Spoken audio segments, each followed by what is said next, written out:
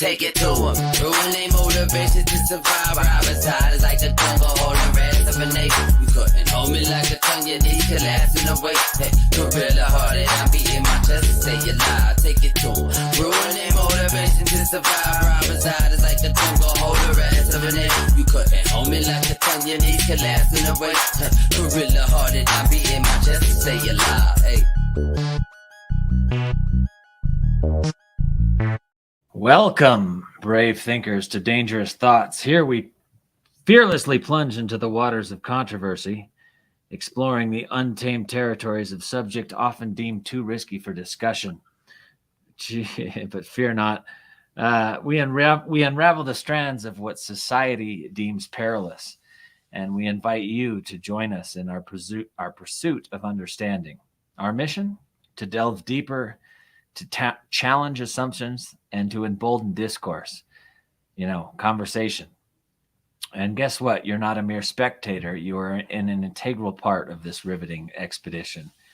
Join us live, link arms with the DT family on Discord. You can also look at a link that will be passing by below on how to contact our producer,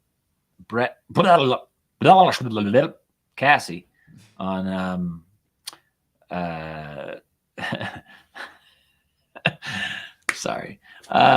on X. Just go to Subscript Pirate at Subscript Pirate and ask to be a part of our show. And at the very end of the program, we will let you ask questions to our guest and also to me and Tyson if you're interested in Tyson Strasburg or Manu Reme, which, by the way, are your hosts this evening. I'm Manu. That's Tyson. Oh, I'm Tyson. Hello. Yeah. So Tyson, what do you think is worth commenting on this week? Anything? Well, I am very happy to say that we celebrated my mother's 72nd birthday Friday. Every day that we still have with her is a good day, so I'm happy about that. Otherwise, an unremarkable week for me. Oh, well, I have been watching Dragon Ball Z all week. Love Dragon Ball Z. Wait a second. Didn't Putin say he was going to nuke the world this week? We're not going to comment on that at all. Well, he's a little late. Weeks up. That's pretty funny. Yeah. That scared me though, man. I didn't know. I mean, I knew he was, trouble and a psycho and all that, but you know what happened to me this week? I was in LA working on Star Crew and trying to meet this new sound designer that is going to make Star Crew sound amazing. By the way, Star Crew updates for those of you that supported the circuit. Now Star Crew, an amazing series that we're trying to sell this year.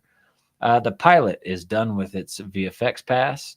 We actually have a locked VFX cut. It looks beautiful.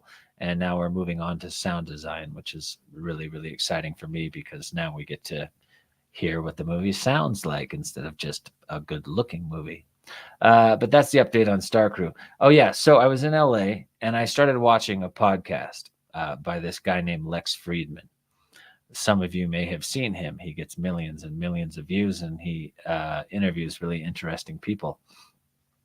And I watched him interview Elon Musk and I really enjoyed that. But then I watched him interview Tucker Carlson, and this is what's horrible. As a mostly lefty type of thinking person, mostly, not entirely, but mostly, I suddenly found Tucker Carlson captivating, and now that he's off Fox.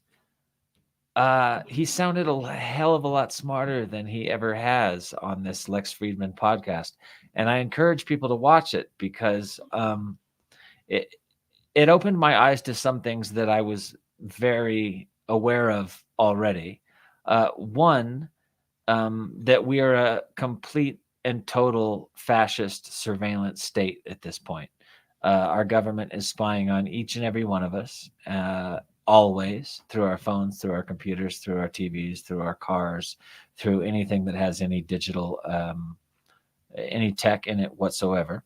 This program is being listened to, spied on, and algorithms and AI and all sorts of creepy things are watching us 24/7. And I still think 50% of the country doesn't understand that. And I also think that not only do they not understand that and they don't believe it, but the other 50% just understands it and believes it, but doesn't really care enough to do anything about it. I think it's disgusting. I think we're living in a 1984 world. And it's terrifying. People always say, well, if you don't have anything to hide, what do you care if they're spying on you? To me, that's a really stupid question, because we don't know what could be illegal tomorrow. Maybe agates are illegal tomorrow, and maybe you spent your whole life collecting agates. I've watched a bunch of programs this week on people that were sent to jail or prison for things they were doing on the internet, or things they were doing in their life that I found quite unremarkable, but that were enough to go to jail for in this surveillance state that we live in. And these alphabet organizations are huge. So Tucker, one of the things that Tucker said was that America, and when I talk about America, I don't talk about us. I don't talk about me and you, Tyson, citizens of this great country that are patriots and believe in our country and believe in the Constitution it was founded on. When I talk about America, I'm usually talking about the corporation of the United States of America and the evil things that it is up to. And Tucker was saying some pretty crazy things that didn't sound so crazy to me. Usually when I watch Tucker Carlson, I'm like, fuck you, shut up. But on this interview, it was quite fascinating. He made the argument that we were prolonging the war in the Ukraine, that we, in fact, even stoked the fire to start the war in the Ukraine by going over there with Kamala Harris. I just say that because I heard a comedian say it. It's funny. But and she asked them to join NATO right before Russia invaded, which like when you do that in front of the entire world, what were we expecting? Not war? What do you think? Well, I don't think she went over and invited them to join in 2014. Prior to any of this, there was the ouster of the Ukrainian president who was pro-Kremlin, and the whole country came together and said no, and they chased him out, and he actually flew over to Russia and hid out there, and Russia invaded the Crimea, which is part of Ukraine, and it was after these events that there was. That's in 2014, right? That was in 2014, yeah. right? They invaded in 2014. This is a second invasion, 2022. But I mean, it was scary enough that Finland, and this just blows my mind. For 200 years, Sweden has been neutral. I mean, they are the, when you think of neutrality, the first thing that comes to mind is the Swedish flag, right? Nobody's more neutral than they were neutral in World War I, World War II, Korea, Vietnam. They're completely neutral. They stay out of it. They're joining NATO, and they have a border with Russia, but they're doing it because they're seeing what Putin is doing, and it scares the hell out of them. I mean, if you're a Putin's neighbor, wouldn't you want the backing of 30 other countries in case he invaded you? Yes, sure. All right, I got another question. Tucker said in this program, and I haven't checked up on the facts of this, but he said that in 2000, Russia tried to join NATO, and that the Clinton administration basically said no to him, or gave him so many different things that he had to, NATO sanctions or whatever that he had to agree to in order to become a part of NATO, that whole thing went sour. To me, if Russia, which is a country that since World War II, NATO was started, right, to completely after World War II. Yeah, to stop Russia from, to be a buffer against Russia getting any more territory. if they come to us in 2000 and ask us to join, why didn't that happen? That was Tucker's question, and I found that interesting. Well, why did we say no? They did join the UN, the United Nations, and when Russia invaded Ukraine, and at the time it was they rotate in the UN who presides over the caucus or presides over the whatever you call it, congregation. That sounds like church, whatever it is. And it was Russia's turn to preside, right? And so there were all these motions to sanction, to do this, to do that, but Russia was in charge that month of the UN, and so they kept saying no. I mean, they were in charge of the UN while they were invading, and the UN couldn't do anything about it because the presiders were the Russians that much. I mean, now think if it was NATO. What if one NATO ally attacks another NATO ally? Can other NATO people step in, and would that make sense to invite them into NATO? I just find it crazy that I don't know. After 40 years or something of trying to keep Russia out of the West, Russia decides we want to join you, and we say no to them, in effect. I don't know if that's true or not, but this is Tucker's view. I found that disgusting that we wouldn't let them in at that point. Then 4 years later, he goes to the Bush administration during our nuclear missiles meeting. And apparently, according to Tucker, this is, according to Tucker Carlson, he says to George Bush Jr., hey, why don't we make our common ally, our common enemy, Iran, and we'll make that announcement and we'll kind of join together in this nuclear missile treaty. Bush Jr., to his credit, guy I actually despise. I despise his father. I think he had something to do with killing Kennedy and all the rest of the horrible shit that's happened in the last 50 years. But to George Bush Jr.'s credit, he says, yeah, why not? Let's do this. He brings it back to Condoleezza Rice, who says, no, she was, Tucker says she was raised by taught by someone in Stanford, a professor in Stanford that was super anti-Russian. And Condoleezza Rice basically talked George W. Bush out of that as well. And so both of those things I don't understand. If indeed they are true, first of all, I don't understand them. I don't understand why we wouldn't let them into NATO in 2000. NATO in 2000. I don't know why we wouldn't decide to be against them, against Iran, because now, 20 years later, look at where we're at now. Iran is with Russia, and we're in a real bad situation here where the American dollar is getting worse and worse. I was in 7-Eleven today, and I went to buy a supersized candy bar. It was $4.50. I couldn't buy a supersized candy bar today because it was $4.50, almost $5. And I'm wondering, like, how much of this has to do with war. And in my opinion, the biggest thing that drives inflation is war. I certainly understand that during the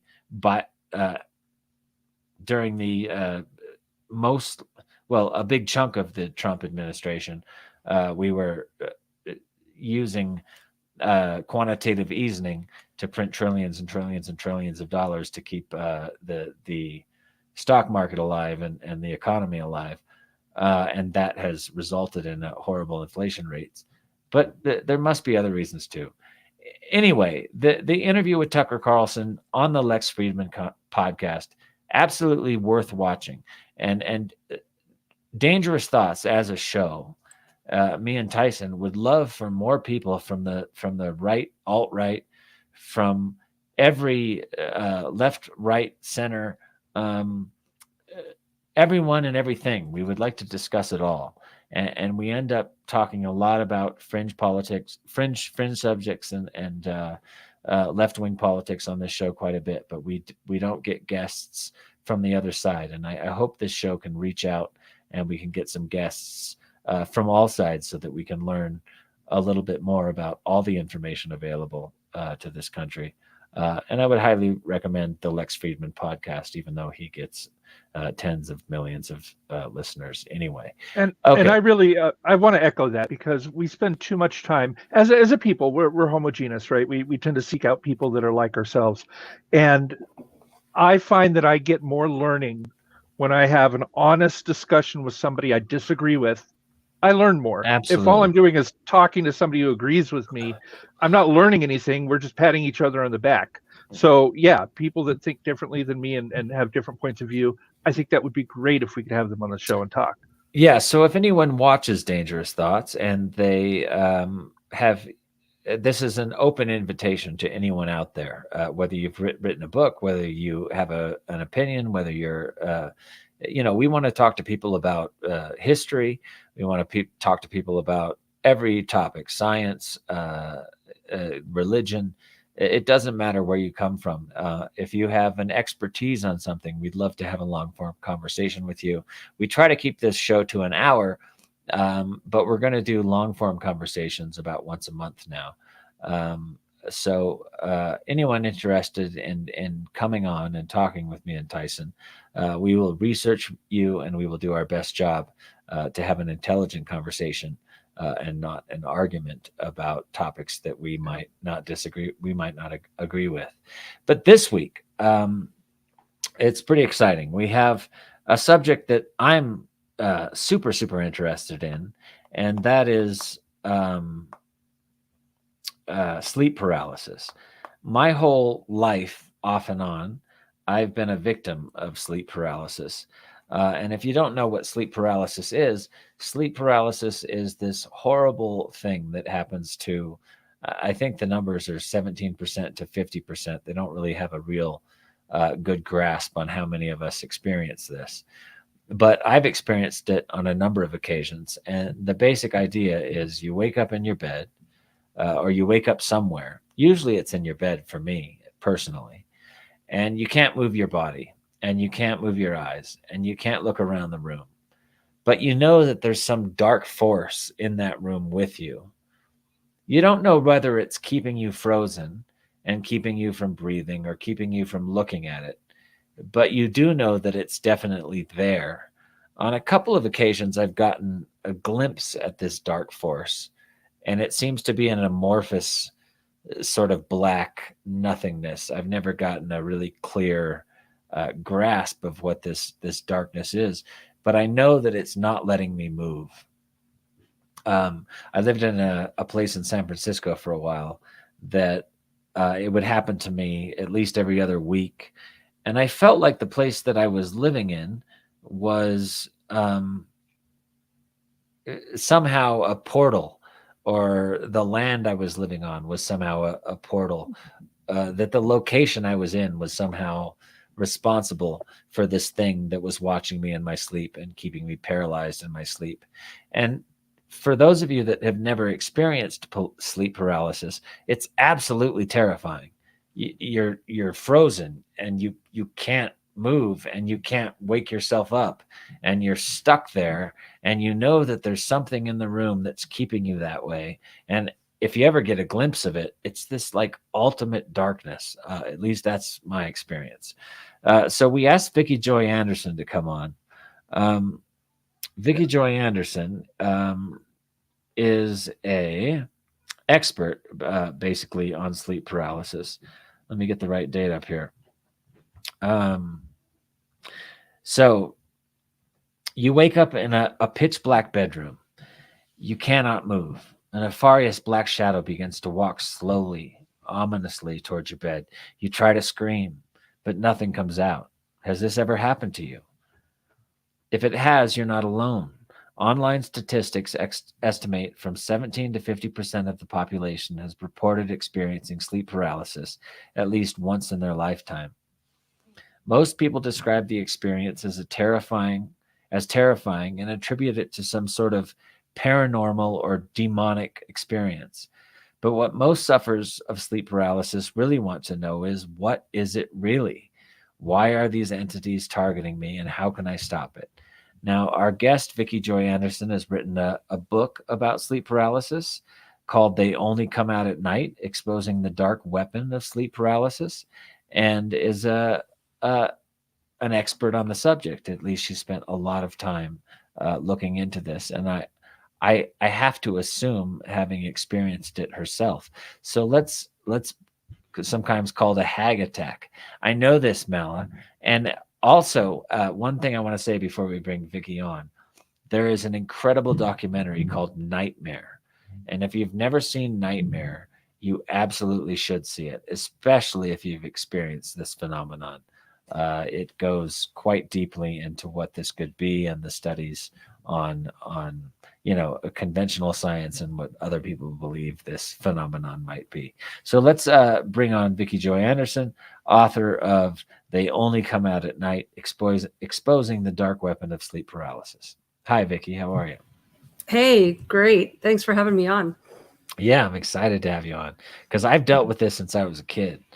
So tell me a little bit about your background in the experience and what you think in general this might be. Yeah, absolutely. So I definitely resonated with several of the things that you just said. I also have had it since childhood, and my first memory, like solid memory of it, was around 4. But I have other memories that at like 2 and 3 years old, where I remember conversations I had with adults where I was leading to, it's like afraid of shadows, or I was afraid of the dark and things like that. And as you may know, there's certain experiences in life that work as really good memory receptors. And so like sense of smell can trigger memories that are long lost, for example. Well, another one is trauma. So there might be memories from 2, 3 years old that you would never otherwise remember because they were insignificant. But those conversations, if they're rooted in a time in your life when there was trauma, you will remember those memories. They'll get triggered and things. And so for me, I had basically trauma from day one. I was born with a birth defect. They swooped me right off as soon as I was born and kind of diagnosed me with every single thing except everything in the kitchen sink, right? And whether or not they had any sort of medical data to back up what they were diagnosing me with, or if they just, because it was such a extreme case of facial deformities, that they were just assuming, they were making a bunch of assumptions. So at 10 days old, I had exploratory brain surgery. And just to kind of give you an idea of the household I grew up in, my mom used to like to joke that at 10 days old, she had exploratory brain surgery and nothing was found. So humor really got us through a lot. I know, right? So basically, when you start having surgeries at 10 days old and you don't have the brain functionality yet to comprehend what's going on, and it formulates neural bridges in your mind where you kind of get off center. Like in the psychiatric world, they call it the joy center, strangely, because that sounds like a religious term, but it's psychiatric. And when you experience trauma, a neural bridge pulls you away from the joy center. And unless an adult or someone qualified helps to bring you back to that center, you'll kind of create these cerebral islands that you live on. And that's how dysfunction through trauma can occur, through early childhood development and brain development. And so this is where you can have detachment, or you can have paranoia, or you can have all of these various things. And so at 10 days old, I didn't have the wherewith to understand that every time my parents handed me over to a stranger and they, in essence, started ripping my face apart, right? I didn't understand as a child that was any different than abuse, right? As a kid, you don't understand. 10 days old? Days old, oh my right? God.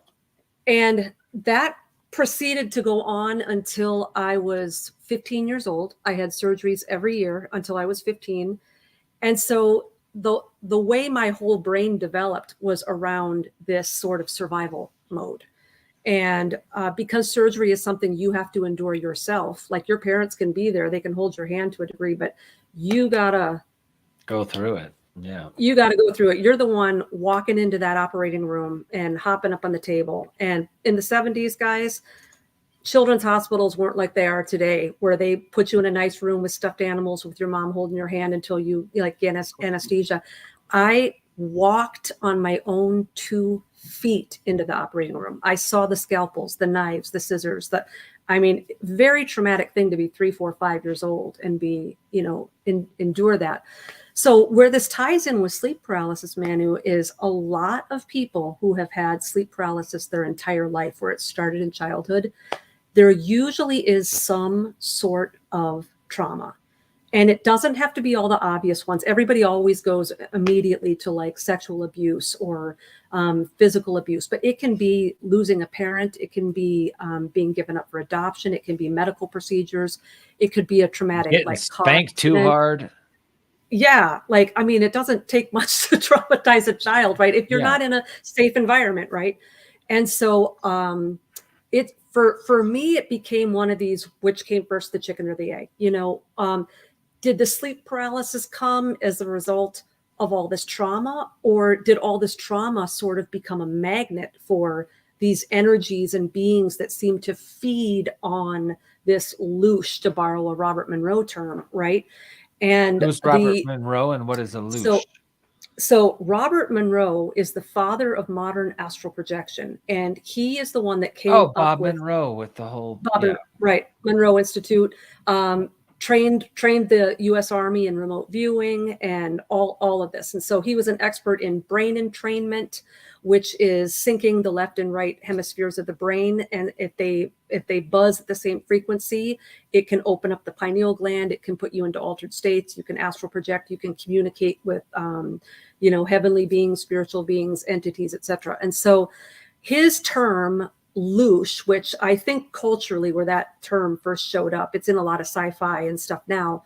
It showed up in Bob Monroe's Far Journeys trilogy. And what he was talking about there, and a lot of people get this wrong. Some people think that it's like this Soylent Green, like where they feed off of us and like they eat us, that kind of a thing.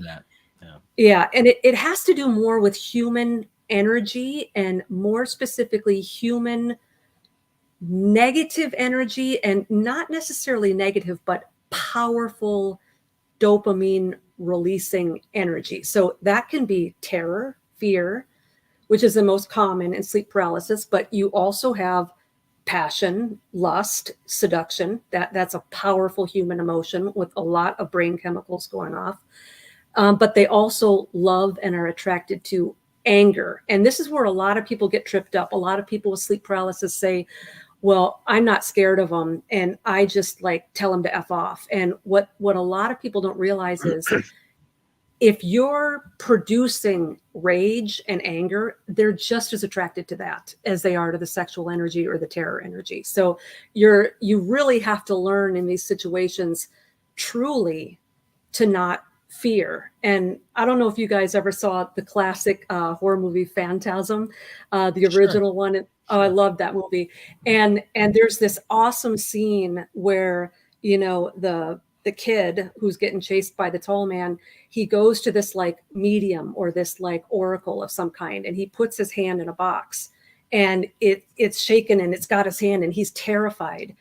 And the only way he learns to get his hand out of the box is he has to overcome his fear. And the woman is telling him, don't fear. Like, so all of his Dune stuff. Yeah. I was going to say, it sounds like Dune. Yeah. Here's the mind killer. This is the truth in plain sight that they're giving us, is that these things feed off our energy. They feed off of our fear. And so, they really do eat our emotions in some way. They really do. And, when you talk about like blood-sucking vampires, and there are lots of similarities between the vampiric folklore and sleep paralysis. I have a whole chapter in my book on astral covenants and threshold like vampires, and because this really does, the Shadow Man, the Hat Man. What's interesting about that is, as we get more and more and more advanced in our knowledge and more advanced in our technology, you would think that our understanding of this would get more and more complex. But what's really happening is our understanding of these actual entities is getting more and more dumbed down, because now we have these almost sophomoric explanations for these entities. We say the Hat Man, the Shadow Man. This is like a 5-year-old explaining these things. What did it look like? A shadow, a hat. He wore a hat. This is very in juvenile. the old world. It was a hag. It was a nightmare. And there's all these paintings of things sitting on your chest and keeping you frozen. Old school. They knew the names. I mean, if you go back to that's Epic where of Nightmare Gilgamesh, comes from, I think. Yep, that's where the Epic of Gilgamesh. Go there, because I'd love to hear that. So if you go into ancient Akkadian, Sumerian, Babylonian, and Egyptian folklore, and you read like Epic of Gilgamesh, here we've got, Gilgamesh is a demigod. He's the product of a human mother and a watcher-like, titan-like, angelic father, right? A god, right? And so you've got a demigod here. You've got a superhero. You've got a Nephilim, whatever you want to call it. It's all the same thing. It's a half human, half angel spawn. But back in those writings, they don't talk about the Hat Man and the Shadow Man. They talk about the Lamias, the Lamashtus, the Lalitus, the Liliths. They had these names. They were actual entities. They were gods. They were demigods, and they had names. And so even in a lot of religious people miss this. One of the famous kind of like spiritual warfare chapters in scripture is Psalm 91. And it talks about the terror by night. And so people are getting the idea that I'm going to be protected at night when all these night demons come to haunt me, and the terror by night. But the actual Hebrew word in the original text is the pachad. Dude, and shut up with Slender Man. He's just shut up. Slender Man. The pachad is not just the Hebrew word for terror by night.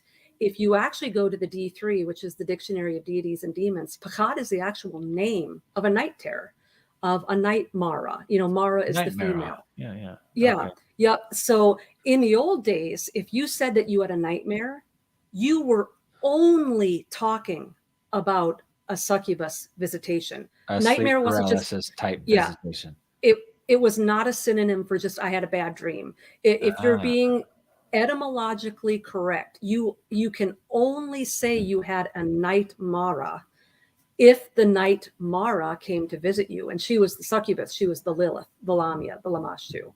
And I'm expecting you've been through plenty of these experiences. Yes, more than I can count.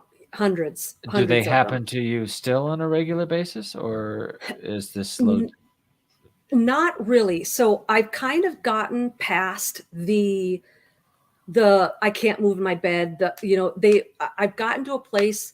It's kind of like once you learn a magic trick, it's spoiled, right? Once you know what they're doing, it's spoiled. Once you know there's no Santa, it's spoiled.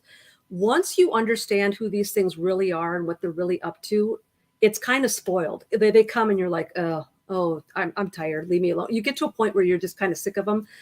But what happens typically then is if there is still some sort of an open door, or there's some sort of an attraction, or if you're a targeted individual and they're not going to let go of you that quickly, they might not come in that fashion anymore, but they find back doors and they find other ways that might not have anything to do with sleep paralysis.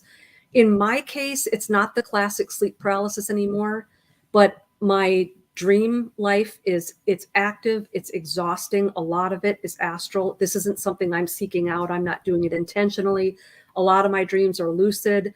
I can wake up and I could sleep 9 to 10 hours and my Fitbit will register that I got 45 minutes of deep sleep. Those are kind of the some of the hints that you're not. Some of the hints between a dream and an astral dream, there's many of them. Some of it can have to do with how tired you are when you wake up. It can also have to do with they're when you've had both, you know the difference. A lot of times the astral dreams, there's usually a lot of people there. There's commotion. There's a lot of scene changes. There's cohesion to it. There's a beginning, middle, end. There's like a story to it. It makes sense. Allegedly, I can't prove this, Manu, but the sleep experts say, and I've seen this as misinformation in horror movies and things. The theory is that you cannot read when you're dreaming. Oh, baloney. Right. So the The theory is that that part of your brain that recognizes comprehension is shut down during REM. But here's the deal. If you can read in your dreams, as I often do, it might be an indication that you're not dreaming. You may be consciously actively up in the astral realm or in some dream state. So that's another way I kind of, and because I lucid dream, and again, not intentionally, I just do. The other night I was in some old Gothic place and I kind of went lucid and I thought, this is suspicious. I wonder if I'm dreaming or if I'm in the astral. And so I literally went and found something and tried to read it and was trying to indicate whether or not I was dreaming or not. Some people use flying as the indication. I do that all the time in my dreams. When I lucid dream, that's the first thing I go to. And by the way, when you dream that you're flying and you start to wake up, I guarantee this happens to everybody. You feel the power of flight leave you. Like all of a sudden, hey, I'm starting to sink. I can't fly anymore. What's wrong? And then right before you wake up, it's like you lose that power of flight, right? Yeah. It's a terrifying Wile E. Coyote moment. No, it's not. You realize you're over the cliff, and absolutely. So I've actually had. I want to tell you about this because I've had a sleep paralysis / flying dream. It started with a lucid dream where I was living in Venice. I was in my young 20s. I was walking down Westminster Avenue, which is the street that goes straight to the ocean. And I started flying and I was like, oh, great. And my apartment came up on my left. So I thought, I'm going to fly down to my window and see myself sleeping and see what that looks like. And when I looked in the window, my body wasn't there sleeping. And so it was this complete mindfuck where I was like, well, if I'm not in there sleeping, am I out here flying? Like, where the fuck am I? And at that point, the sleep paralysis took over and I was stuck at my window and something evil, that darkness, that cold shadow, that amorphous blackness, I knew that it was up to my right at the end of the apartment building. And I woke up in my bed.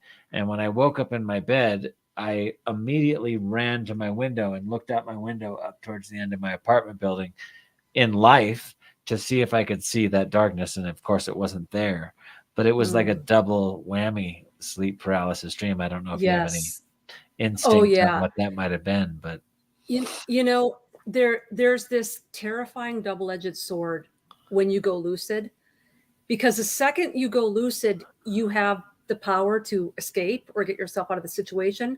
But the second you realize you're lucid is the second they come on you. And it felt like I was breaking a rule. Yeah. Yes. They were like, we're coming. You can't do this. Yeah. Yeah. And I always tell people, anytime you try to outsmart them, you know, they just level you up. Like these things, even though they appear in very spooky Halloween costumes, you know, they look like the glowing red eyes and the Hat Man and all this. They really are, at heart, a lot of them, they're more like jesters. They're like imps. They're kind of jester-like characters. And you see that more in the fractal realm. So you've got sleep paralysis, but then you've got people who see into the fractal realm, and that's usually like the ayahuasca users and things like that. And they will talk more about the clowns and the jesters and the black and white and the, you know, the more of like the clown, like, and there's more of like a jester likeness to those entities where people say that they feel mocked. Like, I'll give you a really good example. There's a lot of people that when they have sleep paralysis, they'll go instantly back to like their Catholic upbringing and they'll start doing like the Our Father prayer, Our Father who art in heaven. And in sleep paralysis, that can, depending on who you are, sometimes it can work. Sometimes you get a Salem's Lot moment and it's like, you have to have faith for that to work, right? You know, so it doesn't always help people. But when you're in the fractal realm, I've had people say that they have tried things that work in sleep paralysis, like calling on the name of Jesus, doing a Hail Mary or an Our Father or who art in heaven or whatever. And these entities will mock them almost like a child and go, like, please, you know, because once you're in that realm, you're even deeper. Because a lot of sleep paralysis, most people with sleep paralysis, they're not asking for it, they're not looking for it. Now, there are New Agers and there are astral travelers who are perfecting sleep paralysis, and they are trying to learn how to do it. But for the most part, sleep paralysis is an unintentional event for most people. Whereas when you're in the fractal, like if you're doing ayahuasca or whatever, you're looking for that experience. You're inviting that, you're giving it permission. And so you're getting a different level of intensity because you have come into agreement with it. You've said, I would like to have this experience. I would like to communicate with these beings. And so you they think tend some to, of the beings in ayahuasca are the same things visiting us in our sleep? I think that it's the same concept. They aren't necessarily the same being, because I do think that there is a vast hierarchy of these things, and they have different tasks. I personally think that the incubus, the succubus, that some of the like the bedroom entities, I think they're really bottom of the barrel. I call them the janitors of the astral realm. And the reason why is, if you want to go back into ancient, like rabbinical literature and into demonology and biblical demonology and things like that, the incubus and the succubus and some of these hatmen and things, if you are going with the classic theological definition of a demon, which is a very misunderstood concept, even amongst religious people, everything that comes off evil or dark is a demon. And theologically, it's a rank. And if you go to the Dead Sea Scrolls and rabbinical literature, Book of Enoch, things like that, a demon is technically defined as a demigod, like Gilgamesh.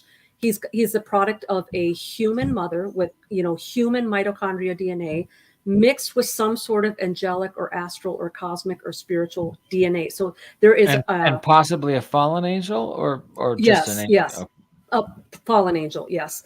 So you have got a titch of immortal DNA mixed with human DNA. So if you are a hybrid of that, if you're so, and the rabbinical literature, etc., the apocryphal literature, the demons are the disembodied spirits of these demigods that were wiped out in the flood. So they couldn't die because they had partial immortal DNA, but their physical bodies died because that was the part of them that was human. So these demons are the bottom of the barrel in the spirit realm because they are tainted with deplorable human DNA, right? So there was a new listener that just said she gets rid of them by basically ignoring them and just being like, you have no power over me. I'm just going to ignore you. I'm going to go back to sleep. Yes, absolutely. And that goes into the having no fear. If you give them any energy to draw on, they love that. They love it. And when I said that they were like impish, that's exactly what I meant. And your listener's exactly right.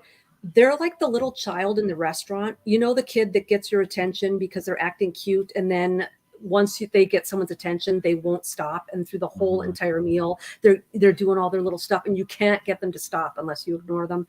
They're like that. They feed on attention. They do have, I hate cliche buzzword, but they are extreme to the definition of narcissists. They're very narcissistic. They love the spotlight. They love attention.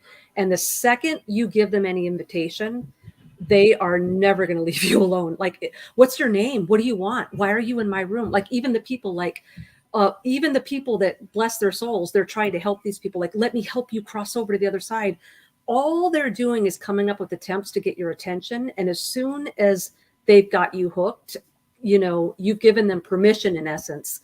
And once you've given them a taste of that much wanted attention, they are going to keep coming back to you over and over and over again. And so ignoring them is the best you can do.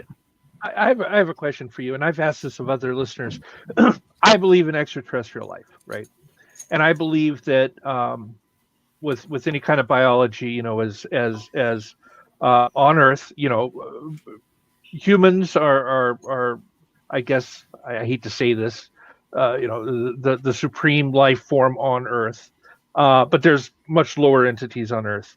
Out in the universe, I doubt human is the most supreme being. There are probably entities far more biologically advanced than us. But where is the delineation between a mortal but extremely powerful, biologically developed entity and a deity?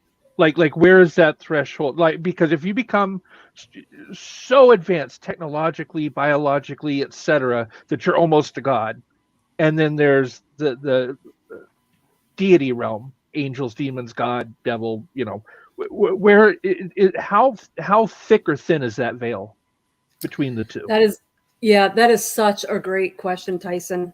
And I don't know that you would ever get the same answer twice. I mean, if you ask 10 people, if you asked 1,000 people, and it depends on people's worldview, it depends on their capacity to grasp the supernatural, which I absolutely believe in the supernatural. And, we're in a weird transition spot as a culture, I think now, because for the last several hundred years, we have been, whether you're inside or outside of the church, the supernatural has been poo-pooed, because everything has to be scientific method and everything has to be, stemming in Greek Stoicism, and we have to use this step logic. And so anything that kind of falls into the realms of anything supernatural, whether you're in medicine, science, or in the church, you're going to get an eye roll at the very least, right? And so, but now, really, we're at a turning point. And I think a big reason we're at a turning point is because of guys like you who have these podcasts. You can talk all you want about the hive mind and the Borg being this collective of bad people, but we have also formed a hive mind. Well, I think of the Borg as all the people in the deep state of the United States, of the corporation of the United States of America. I think all those people in the war machine and the military industrial complex are hive-minded in a way. So absolutely.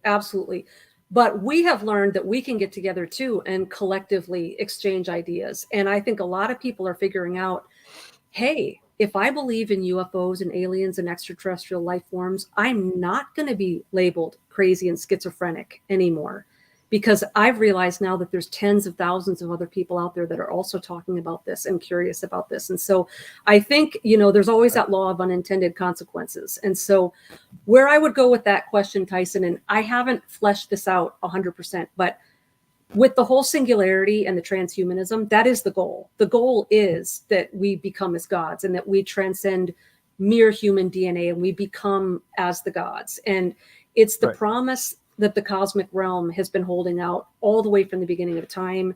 If you take it from a theological perspective, it was the first thing promised to man by a cosmic being. And the serpent in the garden wasn't a snake or a dragon. It was an actual seraphim angel. And when serpent is the noun version of that Hebrew word nephesh, but the adjective is the shining one, and the shining one is the ways the ancients described the seraphim angels. So the reason they weren't surprised that a snake was talking to them is because they were talking to a seraphim angel, and they were up in a cosmic realm at that point with they were intermingling with other beings, and it wasn't unusual to see or talk to a seraphim angel. And people misidentify the tree of knowledge as the tree of good and evil. It wasn't the tree of good and evil. It was the tree of knowledge. Exactly. When supposedly she bit the apple, gave it to Adam, their eyes were open to the reality of oh my God, I'm naked. Good, bad. Prior to that, like my cat or dog back here, perfectly innocent. They have no knowledge of good or evil. Like, I don't think animals do things that are evil, right? They do things that are instinctual. They hunt, they kill to eat. They protect their territory so that they can breed. And I don't think they go out and play tricks or murder for the sake of it, or that's something uniquely human. You don't see a lot of animals in the wild doing cruelty, right? Yes, right, exactly. Yep. Okay. Yeah, go on, man. Go ahead. I just want to. I want to. The show's getting close to the end, and I want to get these bullet points down so that you can get a good explanation of sleep paralysis. Why did you write the book in general? So I actually believed my entire life that I was the only one going through this, because the few times I kind of tried to explain it to people, no one knew what I was talking about.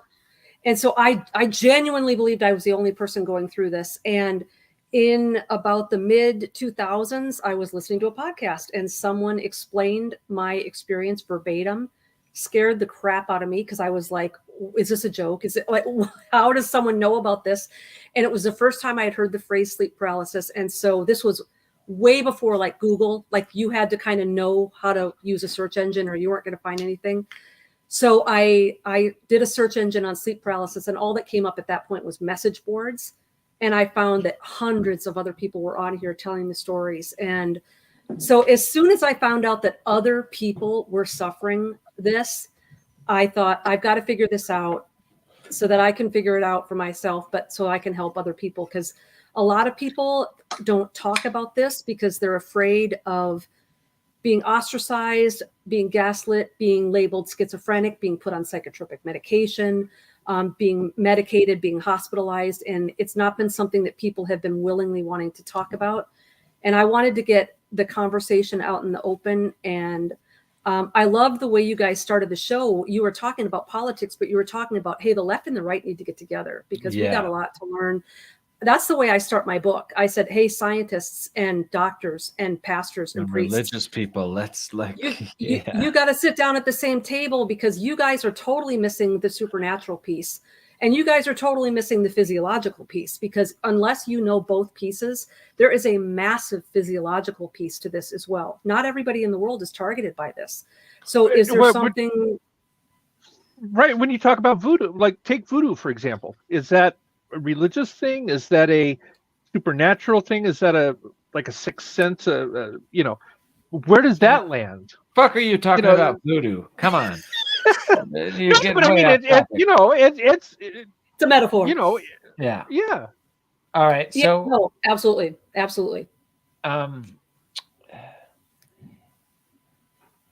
Do you believe at all that sleep paralysis is a medical condition?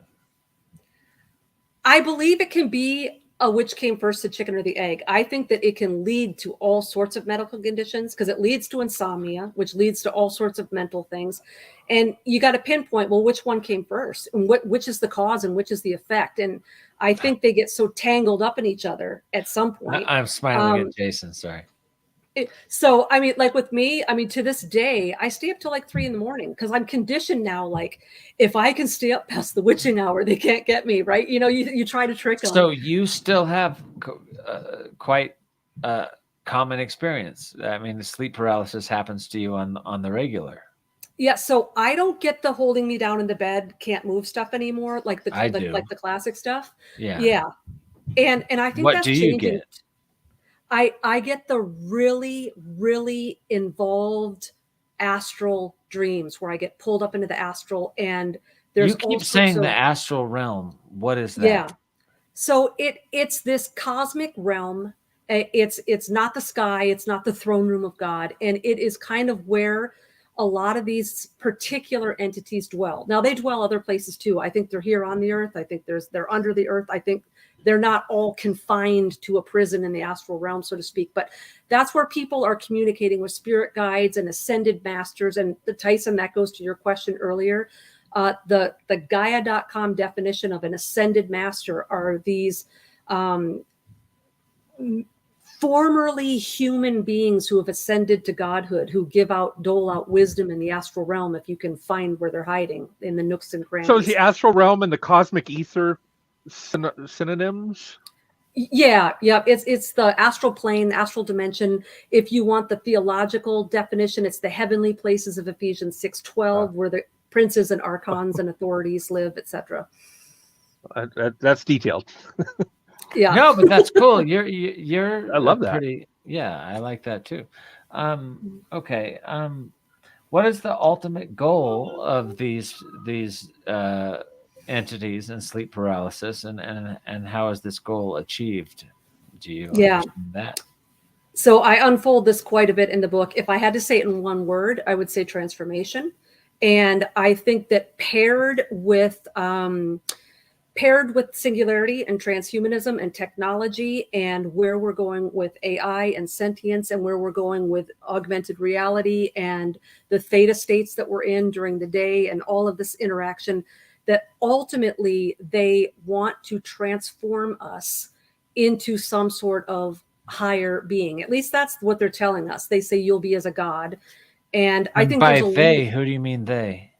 The progenitors of this doctrine, or this kind of, in the old days, the Blavatskys would call it theosophy, but this kind of, this melding together of all religions, this Christ consciousness, this ascension doctrine, the purveyors of that ascension doctrine. And most people who go into the astral realm, it is a bit of a classroom scenario. It's a bit of a grooming.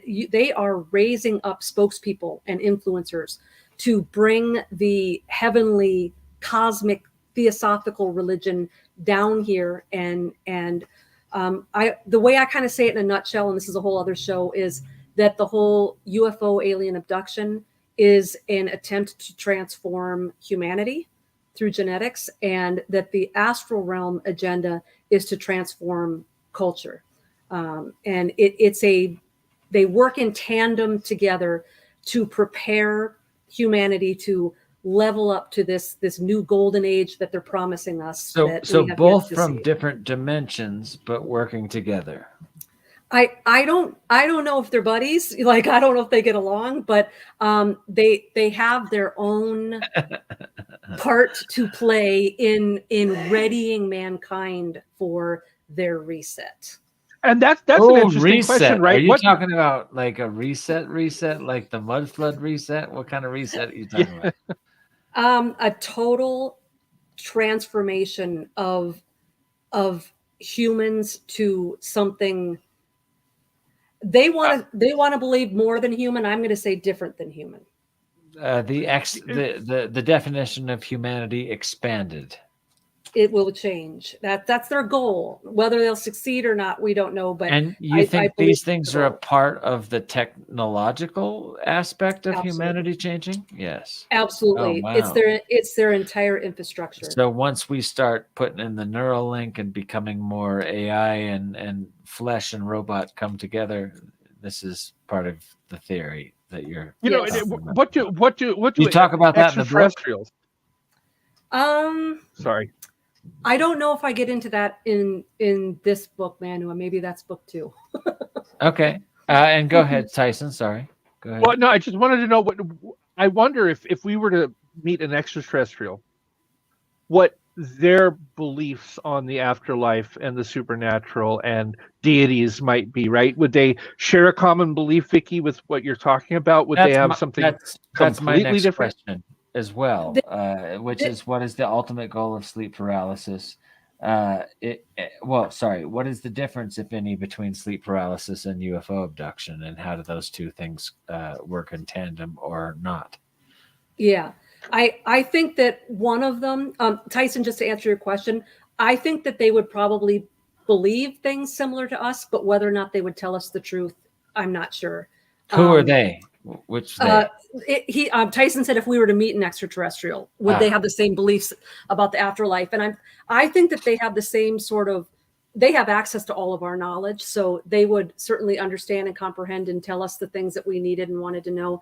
If they had more information that would shed more light on it for us, I don't know that they would share it. Because that's where I was going with that. If they're more technologically advanced, biologically advanced, they're out there exploring the cosmos, they may have more information on the ether, if you will, than we do, right? Yeah, they're not going to give away their secrets. Right. So why not? They don't trust us? Why not? Well, Prime directive. I don't think they want us getting ahead of their agenda, because we might not like world domination. Yeah. We still want our autonomy. We want our freedom. We don't for the same reason people don't want a supreme God ruling over them. The same reason they don't like religion. Why would we want some other supreme God ruling over us? We don't want to be ruled. We want our autonomy. We want our freedom. And we don't necessarily want to conform to some other dimensions, ideas of deity or worship or what we're trying to figure out what the meaning of life is already, and you're going to switch it up on us, and we haven't even figured it out the first time, right? So so with that question, the same question, how much of a is there a team up of UFO aliens and this sleep paralysis phenomena? Yeah, so there's a little bit of overlap. There are a lot of people that have sleep paralysis that have never had anything UFO or alien related, but it's very hard to find a UFO abductee who has not had sleep paralysis. Wow. A lot of the people that contact me have been in some sort of military program, they've been targeted, they've been in some sort of ritual situation or occult situation, or have had abductee situations, etc. So there is a type of sleep paralysis, the one that you talked about at the head of the show, Manu, where you're in your bedroom and it's very dark and can't fucking there are move. It could be brightly lit, but I can't fucking move, and I know something's in there with me. Yep. So there are people that have sleep paralysis, and it's more of the alien version of it.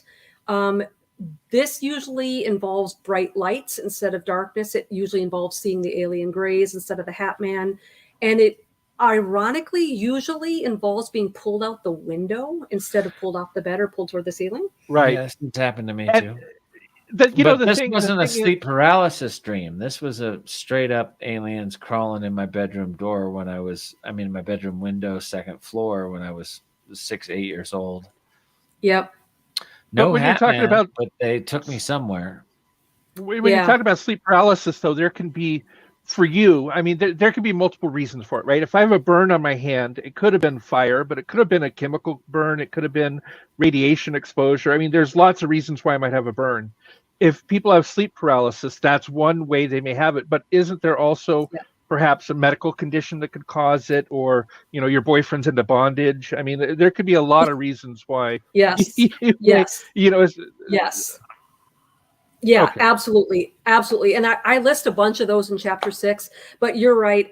One of them that I believe that I don't hear a lot of other people talking about, I do believe that sleep paralysis can have to do with bloodline. I think it could have to do with generational testing, military, secret society, or occult like familial bonds. It can have to do with bloodlines. A lot of the people that I talk to, I ask specific questions, and some of them seem really strange and unrelated, but I find that because there's a lot of people, if you go with kind of like the cliche, like religious explanation, like you're messing around with porn or a Ouija board, like you bad boy, you deserved it. But look at all the people that do that don't have sleep paralysis, right? And so what you have to look at is a lot of times when people are hunted their entire life with this, if you actually did a deep dive into your genealogy and you found out your ancient bloodline, not just where great grandma and great grandpa came from, but if you go back into, ancient origins of your genealogy, a lot of people that are having lifelong sleep paralysis are falling into two camps. And this is just a theory of mine. I can't prove it. I'm just going off of case studies and people that I've talked to, and it's been their experience.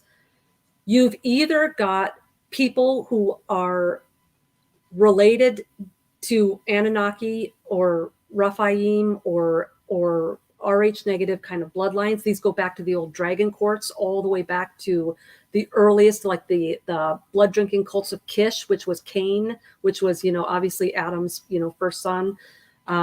They go all the way back to Cain. These secret societies go all the way back to Cain.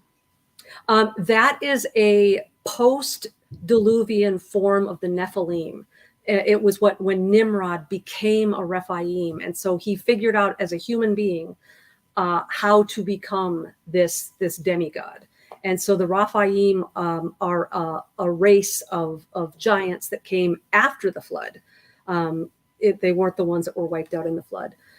And the second bloodline is there are people that are finding out that they are from the bloodline of King David. And what's interesting about that is if you go into ancient prophecy and you go into like the Old Testament, Jehovah God covenanted with King David and said, I will bless your ancestors forever. Like I'm going to give a special blessing. I'm in covenant with your bloodline. My Messiah will come through your bloodline. I'll bless your descendants. And that bloodline is at odds.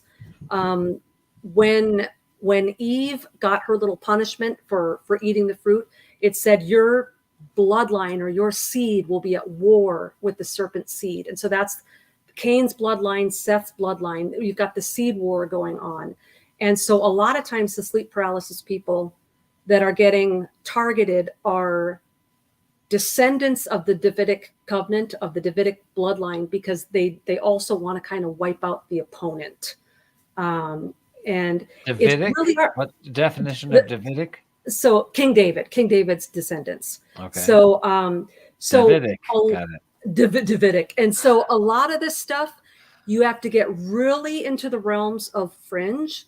And you have to be willing to get into the realms of ancient rabbinical sources and doctrine and theology. And a lot of people don't want to bring religion into this, but I tell you, not only does it bring some clarity to the argument, but it also gives you goosebumps. I mean, it's some cool stuff. If you look at it in terms of a seed war that goes all the way back to Genesis 3:15, where the seed of the woman, Cain, seed of the woman, Seth, were at war with one another. And you see that war between the bloodlines going all throughout the whole Old Testament, into the New Testament, into current politics today, when you look at the people who are fighting with each other in the Middle East. And that seed war is cosmic as well. Hatfields and the McCoys. Yep, you got it. You got it, man. You got it. They're just shorter and greener. Yeah. There you go. All right. Sleep paralysis testimonials and case studies are referenced in your book. Can you give us a couple of examples? Yeah. Okay. Oh man, there's good ones. Mine all pale in comparison to some of these that I've heard. Oh my gosh, some of them that are kind of spooky. I remember one gal, she's in the back of the book.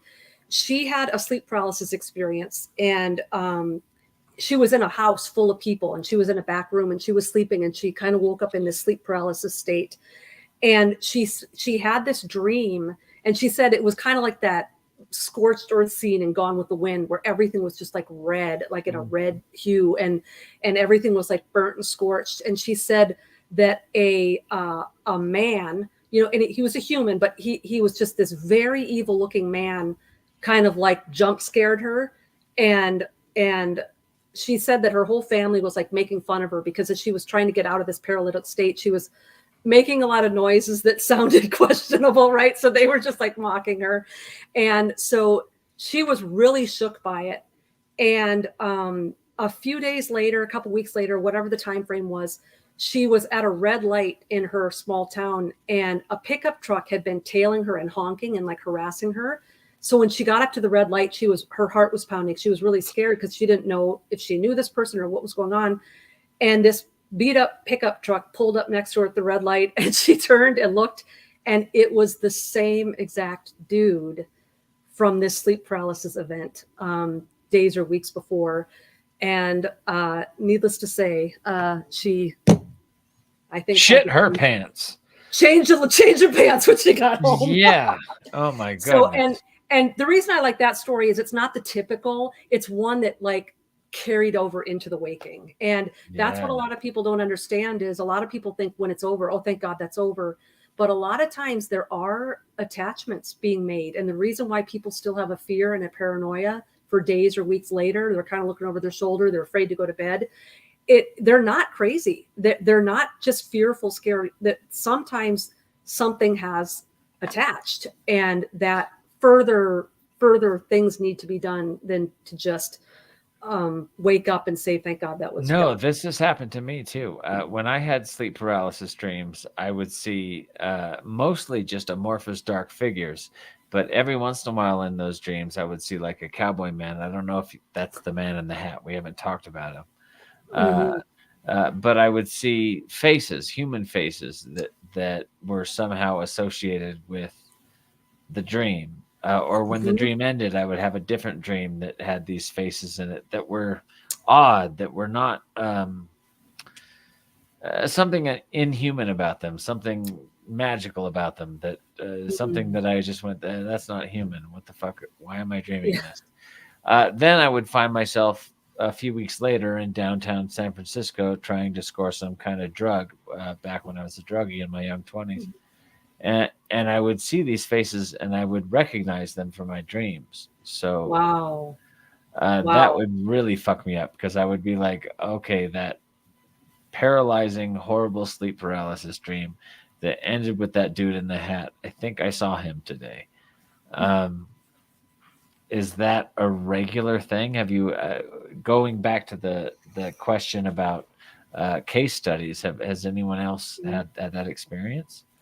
Yeah. So interestingly, and this is a whole nother realm of sleep paralysis experiences, when you see someone, instead of a hat man or a shadow man or the red glowing eyes, and if you see someone you recognize, or someone that you recognize later, and that could be military or occult, because human beings know how to remote view. Warlocks, witches, and certain military personnel, they do know how to astral project into people's rooms at night and infiltrate dreams. This isn't a conspiracy. You just look it up. It's called remote viewing. And no, we did a show on it last week. Yep. So, and Bob Monroe taught people how to do this. So sometimes if you're seeing someone and it's like a neighbor or it's a coworker, it legitimately might be someone who's trying to just hex you or curse you or something, because people in witchcraft and in military do that as well. I have to ask, how does an outside observer, for example, let's say a doctor, how would a doctor know the difference between a genuine, I don't know if you want to call it a haunting or whatever, but where demons, versus a neurological psychosis, right? Something purely medical and nothing spiritual. How would an outside observer know? Yeah, great question. And I'll tell you why. You don't learn this stuff in medical school, as far as I know. And if you are already prone to not believing in anything supernatural or demonic or spiritual or religion, or you don't believe in God, demons, angels, devil, any of that, all of it is going to just be physiological or neurological in your mind. You're never going to go there, But here's what's scary. The science behind certain aspects of our brain that allow for these sleep paralysis experiences, these entities or these beings, they are utilizing our physiology. Like they're using our pineal gland like a projector. They're able to overlay images, and they're able to hijack us during phases of sleep. So they need our physical body to accomplish some of this stuff. The flip side to that, though, is that most every aspect of sleep paralysis can be recreated in a lab. Whether you're poking at temporal lobes or you're putting fans on at 6.3 hertz, like you can do things where people will see shadow people. I do talk about this a little bit in the book. There is a muscle inhibitor called succinylcholine. I always say that wrong. They call it SUX for short, so you can remember that. But succinylcholine is a muscle inhibitor that they give you before they intubate you. And it just relaxes all your muscles. If you are given SUX without being sedated first, it will mimic an entire sleep paralysis experience. Wow, and really? I quote this in my book. There's an article called, the world's most discreet murder weapon or whatever. And there's actually forensic file like shows on this, where if you do not give a patient a sedative first and you OD them on succinylcholine, they will have a sleep paralysis like experience. They will feel like they can't move, pressure on the chest, heart attack. If I went into a sleep lab and I asked them to do exactly what you just said, and they did that to me, I would have one of my sleep paralysis experiences. You would have the experience of the pressure on the chest and not being able to breathe and the heart beating rapidly.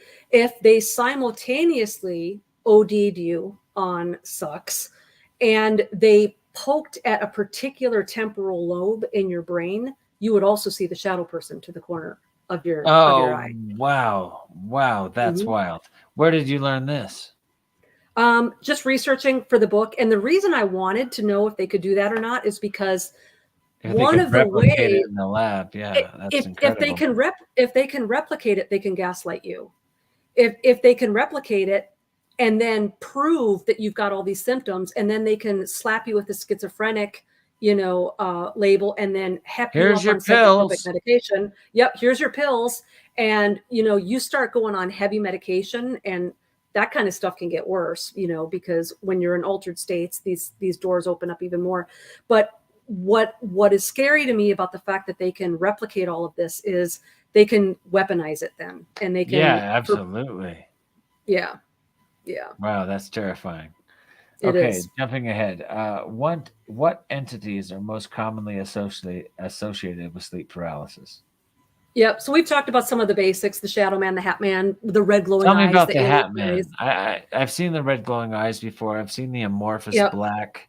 What is Yes. the Hat Man? Yeah. So the Hat Man, I've actually been doing some research on him because he's a little bit of an anomaly to me, because people often see him wide awake. They'll see him in their houses. You don't really have to be in a sleep paralysis state to see him. And he doesn't usually touch people or hurt people or threaten people. He's not real threatening. People just see him. Some people think he's a harbinger or an omen of some kind. Now, if you really want to go into some fringy speculation, I Sure. like to use Freddy Krueger as like my stereotype of the Hat Man. He comes in your dreams. You can't wake up. He's got the hat. Now, what's really interesting is they didn't tell us so much in the 80s, when the Nightmare on Elm Street movies were almost sort of comical. If you look back on them now, Freddy Krueger's always like cracking jokes. Yeah, and, he's always cracking jokes. But bad puns and stuff like that, right? But if you watch the remake from the 2000s, which was not done by Wes Craven, they go into a bit more of a backstory on Freddy Krueger. And there is sort of a debate within the fandoms of Freddy Krueger that the remake took too many liberties, and that's not part of Freddy Krueger's backstory. But then others argue it was part of his backstory, but they had to leave it out in the 80s because, we weren't, that far along in our receiving of that kind of information. We're in a new world now, post Epstein Island and Pizzagate and all that.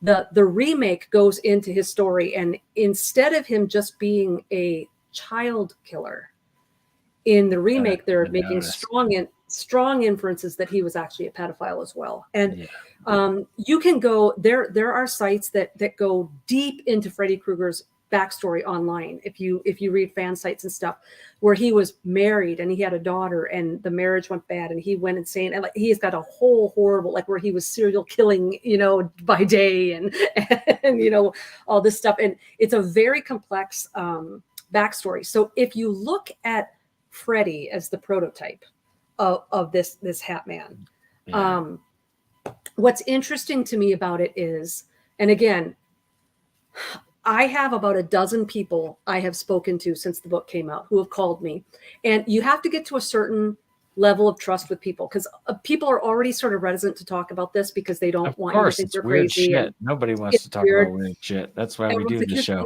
That's right. You're gonna think I'm crazy, but anyway, once someone is willing to talk about, okay, now I want to tell you everything that happened, because there's a point where if they feel like, okay, I'm being helped and things are making sense, I want to tell Vicki the whole story. And so what has come out more than a dozen times now by people who have been very forthright with me is that sleep paralysis started around 3 or 4 years old with this Hat Man figure. And it became a 10 to 15 year grooming process. Oh my God. Where this Hat Man during sleep paralysis would start introducing things that no 3 or 4 year old knows about. There would be an early sexual awakening. Many of these people told me that they just woke up one day in their beds one night with their hands down their pants, masturbating, and they had no idea what that was or what that meant, or no one taught them. They were just a child. And what ended up happening then was it became a self-soothing technique during the terrors of sleep paralysis. So they would start to incorporate that into the sleep paralysis experiences as a self-soothing. But then as they got older and puberty hit and things, then it became intrinsically tied into a terrifying but also sexual encounter. And many of the people that I have talked to where this has happened to them have said that in adulthood, it created some sort of extreme sexual brokenness of various kinds. Like it could be, extreme promiscuity that led to, a sexually transmitted disease. It could be, a sex addiction, a pornography addiction. It could be, several people told me that that's how they were introduced to homosexuality as a 3, 4, 5-year-old. It was introduced in these sleep paralysis experiences. And so when you think of the Hat Man, not so much as one of the ghosts that is under your bed that comes to scare you, but he's more of a observer. He's more of a perhaps groomer in some cases. Not everyone has this experience. It's not common. There are people that have incubus and succubus stories, but there are a lot of people that have sleep paralysis and that doesn't happen, or at least they don't have a memory of that happening. Because I think there are portions of the sleep paralysis experience that I think happen in the dream state. And by the time we wake up and we're in trauma, we don't remember necessarily the entirety of the dream, of course. Yeah. Yeah. I'll just share with you something. I had a sleep paralysis encounter in San Francisco, and I was working with a band called the Kegels. We were punk rock, and we were all living in the same house. And in that house, I had a lot of sleep paralysis encounters, to the point where, like, it was part of the reason I left that house, because every time I was in that house, I would feel like something was watching me. Something was watching me from the kitchen or upstairs, etc. I had this one dream, and it's a little goofy, but I was sitting across from myself on the couch, and I looked at myself, and I was like, "Oh, you're looking good." And I was like, I started making out with myself, and I bent myself over backwards, and I totally went to town on myself. And I woke up having a wet dream, except that when I woke up having that wet dream, I walked upstairs to tell my buddy Kalen, who was my drummer, who lived in the upstairs bedroom, that I had just had this very strange dream about having sex with myself, but also being watched by something in the corner. And when I walked up the stairs to tell him, I looked back down the stairs, and that amorphous black figure that I'd seen in sleep paralysis was there. And I woke up again on the couch, and now I was in real life, and I didn't have any cum in my pants. But I was pretty sure I was awake, but I wasn't certain. And I walked up to the top of the stairs again to go tell Kaylin, hey, this has been a really weird experience. I want to talk to you about it. And of course, I stayed awake and I talked to Kaylin about it, and that was it. But I found it very strange that it was so sexual. So the next question on your list, and we've talked about it a little bit, is are these encounters always sexual, or how many of them are sexual, as far as the research you've done for your book? Yeah. So I think a lot more of them are sexual than people admit. But again, because of where we are in society, we don't have a lot of taboo topics left. And so I think the more people get comfortable with talking about this kind of stuff, the more you're going to get people to admit that it did take on a sexual tone.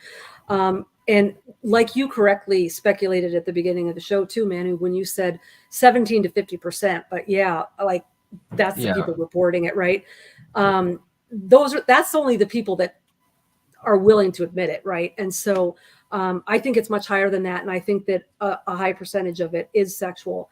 It doesn't mean that everybody remembers the sexual component, but I talk about this a lot in chapter 4 of my book, again, where I'm talking about the vampires, because vampires, they are all about invitation. And, they can't cross the threshold unless they're invited, and they can't hurt you unless they've been given that invitation, that kind of a thing. And you'll see similarities with a lot of these sleep paralysis entities. Not always, but they'll start at the door. When you wake up, you'll see this shadow at the door. and they're crossing that threshold. They're making a point there. They're trying to. Can I come in? Yeah, they're letting you know, you let me in. You know, whether you realize, whether it was your fear or your anger or whatever it was, I got invitation, because if I wasn't invited, I couldn't have stepped over. So in other words, this is what's about to happen to you was all your fault. You said I could come in, right? You put out the welcome mat, however that was. And so one thing that I talk about in the book, and I talk about on a lot of other podcasts, so I won't bog you guys down, you can go to any number of other ones, is that the sleep paralysis experience is covenantal. They are making covenants with us. What's that mean? So it's kind of the same thing like with the serpent in the garden. If you eat this fruit, this is what you'll get in return. Like it's an exchange. It's similar to the selling the soul to the devil, you know, for fame and fortune. It's this Faustian bargain. It's a covenant. Like if you let me in, I'll give deal you of some sort. I'll give you a deal, like whatever it is you want, right? So, but if you go to the theological sort of definition of covenant, if you look at like the most sort of biblical covenant, like the covenant of marriage, the covenant of marriage is always sealed, not necessarily with a signature, it's consummated. That's how you seal a covenant. Right. So I think that the reason why there are so many sexual encounters involved in the sleep paralysis is because you're consummating a deal. You're consummating a covenant. And that's why it takes so many people so long to shake these things, and why it takes a long time, because you're not just saying, go away, don't ever come back. You actually have to undo a covenant. You have to undo a contract that you've signed, so to speak. And almost no divorce, right? Absolutely. 100%. 100%. Okay. So that leads to the final question. How does one get sleep paralysis attacks to stop? So for some people, it's really easy. It's a one and done. There's no formula. This is the way that I explain it in the book. And I know this isn't very satisfying to a lot of people, but because for some people, it's just like a matter of, you know, saying in the name of Jesus, get out, and they never come back. And so other people have to dig all into their genealogical records and their bloodlines. And did my Scottish Freemason great-grandfather pledge me over in some, you know, ritual? Like some people, it's very complicated. If they were a targeted individual, if it's militarized, if it's a satanic ritual abuse situation, there's way more to untangle. There's rituals that have been done. There's blood covenants that have been done. So what I tell people is there's ways with sleep paralysis where you've got it's kind of the same thing as having like a security system put in your home. You can have $1 million security system put into your home. That doesn't mean some idiot's not going to try to break in. It just means that the next time someone breaks in, you've got a head start on them. You've got to jump on them. You can wake up. You can get your weapon. You can turn your lights on. You can get prepared. And so for some people, I've worked with some people, and we've had one conversation, and they've gotten back to me and said it never came back ever again. And there's other people where I've worked with them for 6 months and we're still working on it.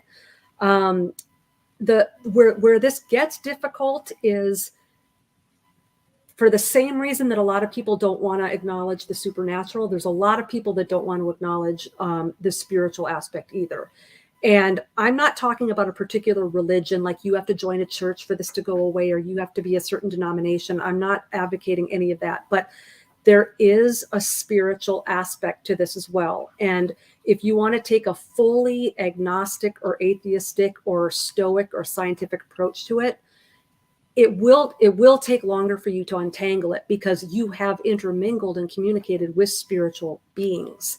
There's no way out of that. And so you have to be open-minded. I'm not saying you have to join a church and make a hot dish every Wednesday night and start teaching Sunday school. What I'm telling you is there is a spiritual component to it. And so you have to take it from a physiological, a supernatural, and a spiritual angle if you're going to get to the bottom of it. Wow. So you think there's also a UFO and possibly in this dimension angle to it as well, yeah?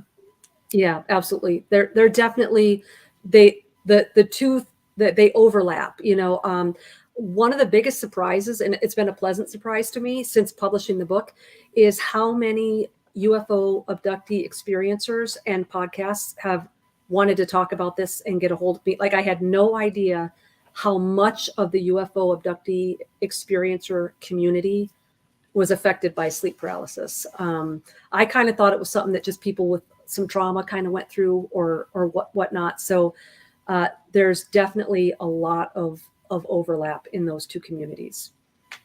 So the UFO folks have experienced this quite a bit. Almost everyone that everyone that I've spoken to. Wow, that's incredible. Okay. Tyson, do you have any other questions you want to hit her with before we round this up? Because I figure like I feel like we've just touched the surface, but we've already gone overtime. So yeah, you know, I really want to thank you, Joy, because a lot of great explanations, and that's one of the reasons I ask about, you know, that outside observer, right? Because I believe that possessions can happen, that people can be possessed, Yes. that you know, beings can enter and control one's body. But I also believe in medical conditions, that psychosis and things can be real. Yes. You know, it could be either one. And how would, you know, like you said, a doctor might only believe in one, a spiritualist might only believe in one, but I kind of believe in both. I think both could be true. It depends. I Me like too. the yin and the yang approach too. Yeah. I heard this thing about sleep paralysis that some doctors are saying it's a part of evolution, and that when we were monkeys up in the trees and we were trying to stay in the tree and not fall asleep, that this would be something that would wake us up. And I was like, oh, that's bogus. That was so weak. There's always a monkey behind their explanations. Yeah, I know. Well, we're all monkeys growing a little bit farther, unless you're, you know. Oh, so again, if you want to read Vicki Joy Anderson's book, They Only Come Out at Night, Exposing the Dark Weapon of Sleep Paralysis. You can also go to Instagram.com/Vicki Joy Author. Her contact info. Do you want to give the Skype info out? You can get a hold of me at VickiJoyAnderson.com, and you can email me on there. Better. Yeah, email me on my website, DM me on Instagram, and so VickiJoy.com.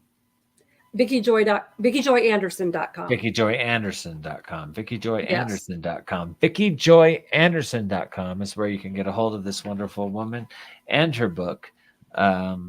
And They Only Come Out at Night, Exposing the Dark Weapon of Sleep Paralysis. I would actually love to bring you back maybe 4 or 5 weeks from now and let me do a big deep dive into sleep paralysis and get some more questions from you. I would love to have a longer show, because this is something I've experienced my whole life and never had an answer for. It hasn't happened in the last couple of years, but the last question I want to ask you is, it seems like there's been certain places on the earth that I've been where sleep paralysis has affected me more so than when I made a move to somewhere else. Mm-hmm. Do you think that these entities, whatever they are, lose track of you for a certain period of time, or that there's places where they're more likely to be able to discover you? Or I think it's a little bit of both. I do think that if they're attached to you, they'll go wherever you go, and they're smart. They do go latent. I had them go latent for 15 years and come back like kicking and screaming, like even worse than before. But there's definitely areas that are charged. There's areas where they have been invited. When portals are open, they are given that invitation. They're given that vampiric invitation. And part of my story, where my sleep paralysis, I think, may have either started or got kicked into full gear, is we lived in a house for a year when I was 3 years old, and my brother had terrible night terrors in that house. And I think that's where my sleep paralysis started. A lot of weird, scary things happened in that house. My mom was terrified of that house. And we found out after we left, after we moved, we had a neighbor write to my mother and say, did anything weird ever happen in your house? And my mom was a very private person, so she didn't let on, and she kind of played dumb and said, well, why would you say that?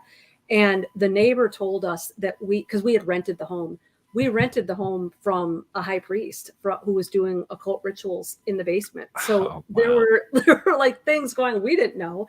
And even at the time, back in the 70s, when my mom was told that, I don't even know if she knew what to do with that. Kind of like, what? Like, there's no such thing as that. What? Like, I don't know that we even knew what to do with that at the time. But we know that there's areas on planet Earth that are charged. And that's why we know that certain movie directors and musicians, they go to charged places, for inspiration. And like most notable, Led Zeppelin, where they recorded one of their albums, and I think it was at the Crowley House, that Page ended up buying later. Crowley's place. Yeah. So, and they'll go to certain castles and abandoned places and things to, get the mood right for their album and stuff. And so, I definitely think that there is something to that.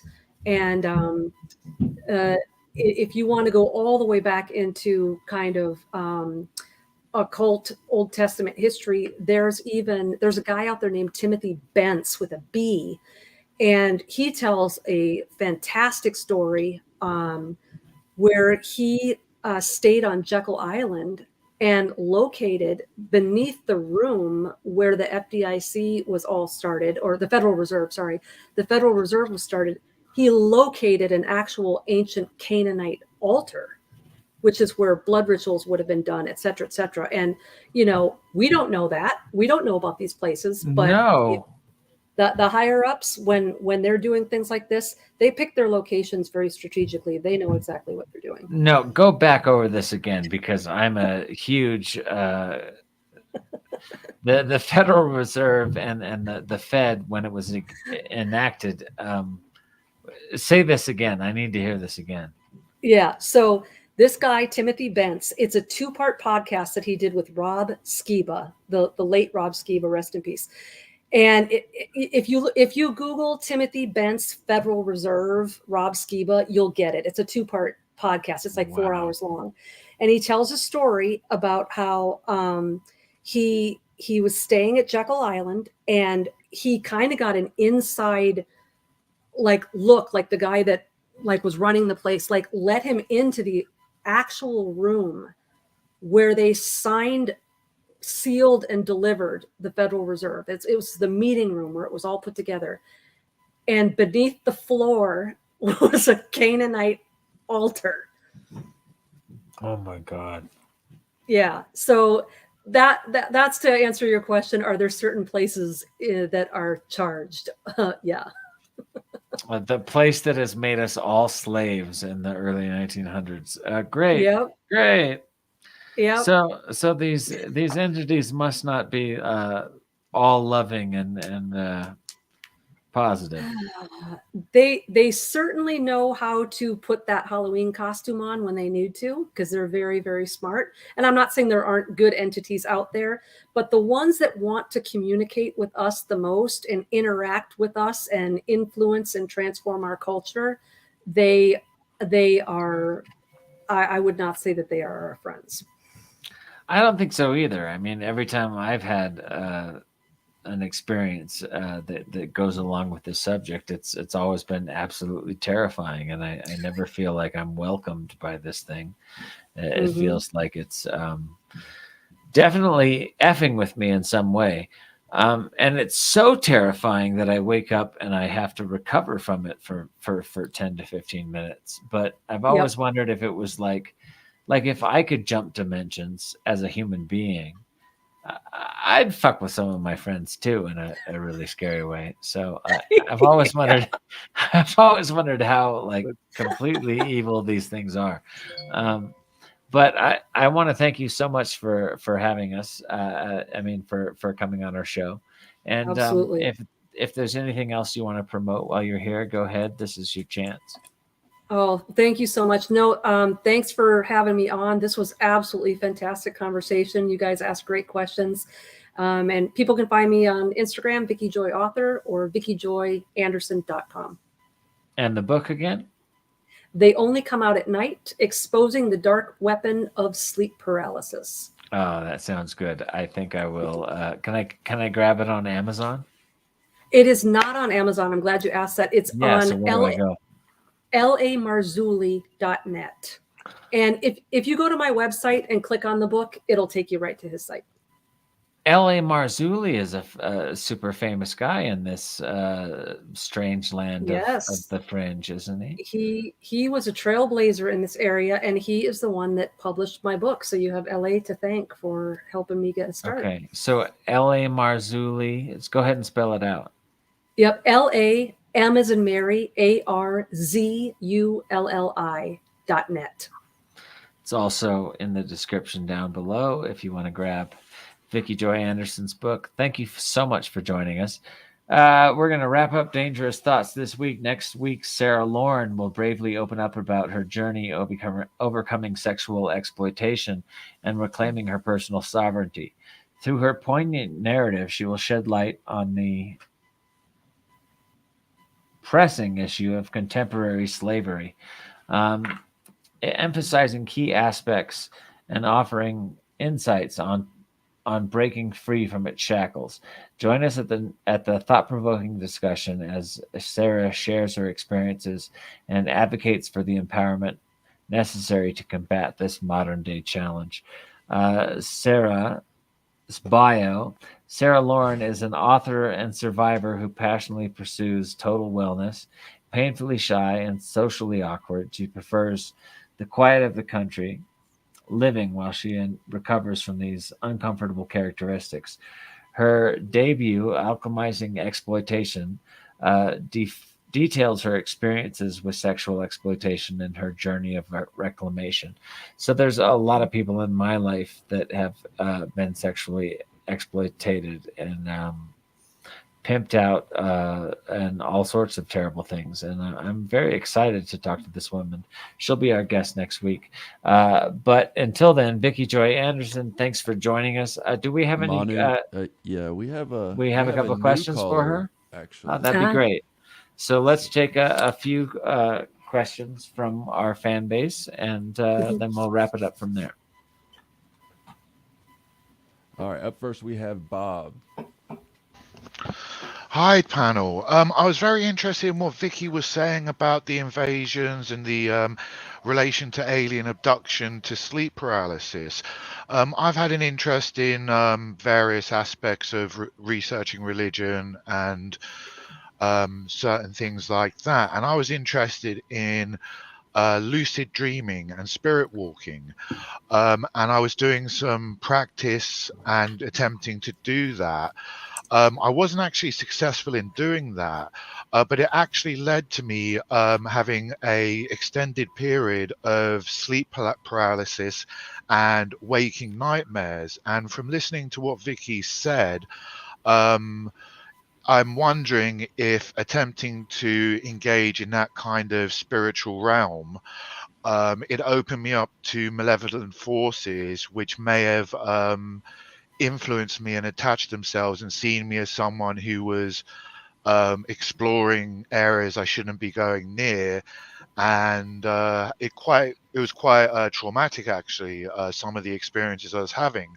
There was experiences like I was in my bed and I woke up and I have a long lost older brother, and the images was he was coming into my room and attacking me and all sorts of things like that. It was quite horrendous. And it took quite a long while and I didn't actually realize at the time that the two things, well, I did think the two things were linked, but really it just took quite a long while of just not engaging with that. And it's actually only the last maybe year or two that I've got away from that, and the sleep paralysis has stopped. So I just wanted to share that with Vicki to say that what you've shared resonates with me and kind of gives me some enlightenment to my experiences. So thank you very much, Vicki, for sharing your information with us. Thank you, Bob. Would you also tell Bob again? One of the questions that we were told to ask you was, how do you get these things to stop? Yeah. So, Bob, that was just very insightful of you. A lot of people, they're so invested in these spiritual experiences, and because they do get perks from it, they don't really want to acknowledge the side effects and the red flags. They're committed to it, at that point.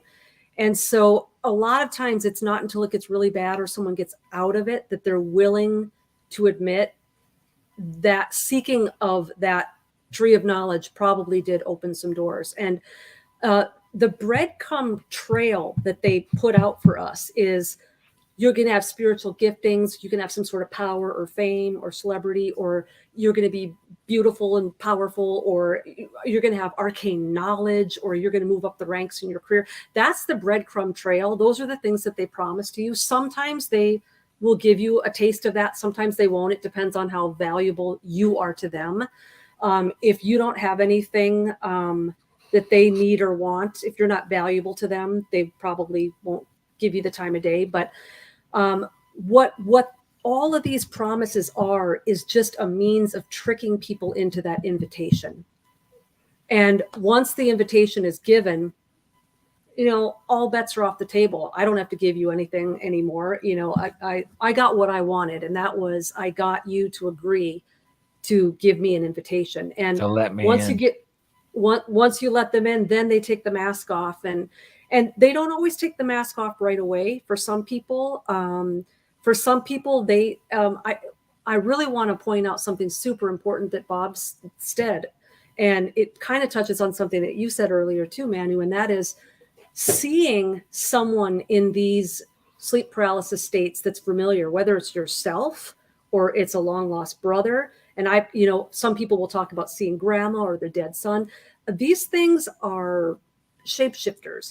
They have the ability to change their appearance, and they also have the ability to appear as beings of love and light. And don't ever take anything at face value when you're dealing with entities that are not human. You don't know if they're tricksters. You don't know don't ever take anything at face value.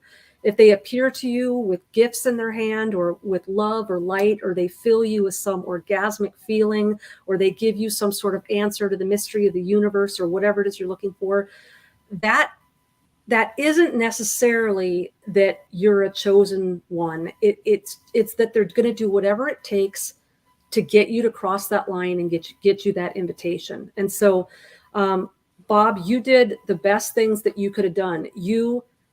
When your common sense came to the rescue and said, I probably opened doors, you do what 90% of the people don't do.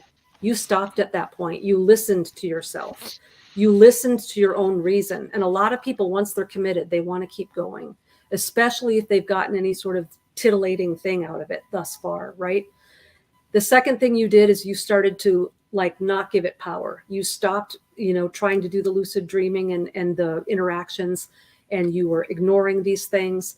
And so the fact that it took a year or two, that's realistic. Even if the stuff doesn't happen anymore, you're on edge. And Manu, you were kind of saying that stuff too. You can be on edge. Am I going to have it tonight? And a lot of people, I think it's part of the harassment is a lot of people who have sleep paralysis on a habitual basis. They can tell you what nights they're going to have it. They'll start getting ready to bed. You'll feel it. They're like, oh crap. And the way that science explains that is, well, you've become a self-fulfilling prophecy. You just manifested that. Well, okay. And maybe that's true. If you dwell on it all day long and you're scared, yes, that could happen. No, you'll get a little feeling before sleep that this might be the night. Yep. Yeah. Yep. Yeah. They taunt. They love to taunt. And so I think the most valuable thing that Bob just said, to add to the question of what can you do to get rid of this, is if you have a red flag or a doubt, just take 5 minutes to think about it. Contemplate it. Why did that thought come into your head? Why did that doubt come into your head? If you don't 100% trust this dimension you're in, or this being that you're talking to, please don't trample over those red flags, because once the invitation is granted, it's going to take a hell of a lot longer to get it undone. Yes, I mean, to be perfectly honest, Vicki, I just wanted to feed back to you. I wasn't even aware. You've made me aware. It was sheer luck that I managed to close those doors because I just disengaged from trying to lucid dream, and I was so traumatized from the experiences that I was suffering with it for an extended period, and it only kind of stopped just after I didn't make actions to stop. I didn't realize I was being attacked, and it was only by probably just sheer luck that for an extended period I wasn't engaging in that sphere, and then it just eventually slowly ebbed off over time. If I'd been aware that I'd been made aware of these entities, and these entities have become aware of me, because there have been demonic forces around me and my family, and influencing my life, but I wasn't aware this time, and it was quite insidious, and I kind of feel I feel kind of like lucky that it actually stopped and kind of petered out, because I just was not giving it any power or any attention or any awareness. I wasn't putting any thought or energy into it, and my thought patterns weren't going towards that area. And it was sheer luck that I managed to disconnect, and it kind of faded out and has kind of stopped at this stage. It's the same with Very me. good. When I was in San Francisco, I was having these night terrors. You know, the sleep paralysis every couple of weeks, and even during my waking hours, I was aware that there was something in this house, in this vicinity, that was watching me. When I moved from that place, I've had maybe 2 or 3 sleep paralysis dreams since then, and that was 10 years ago.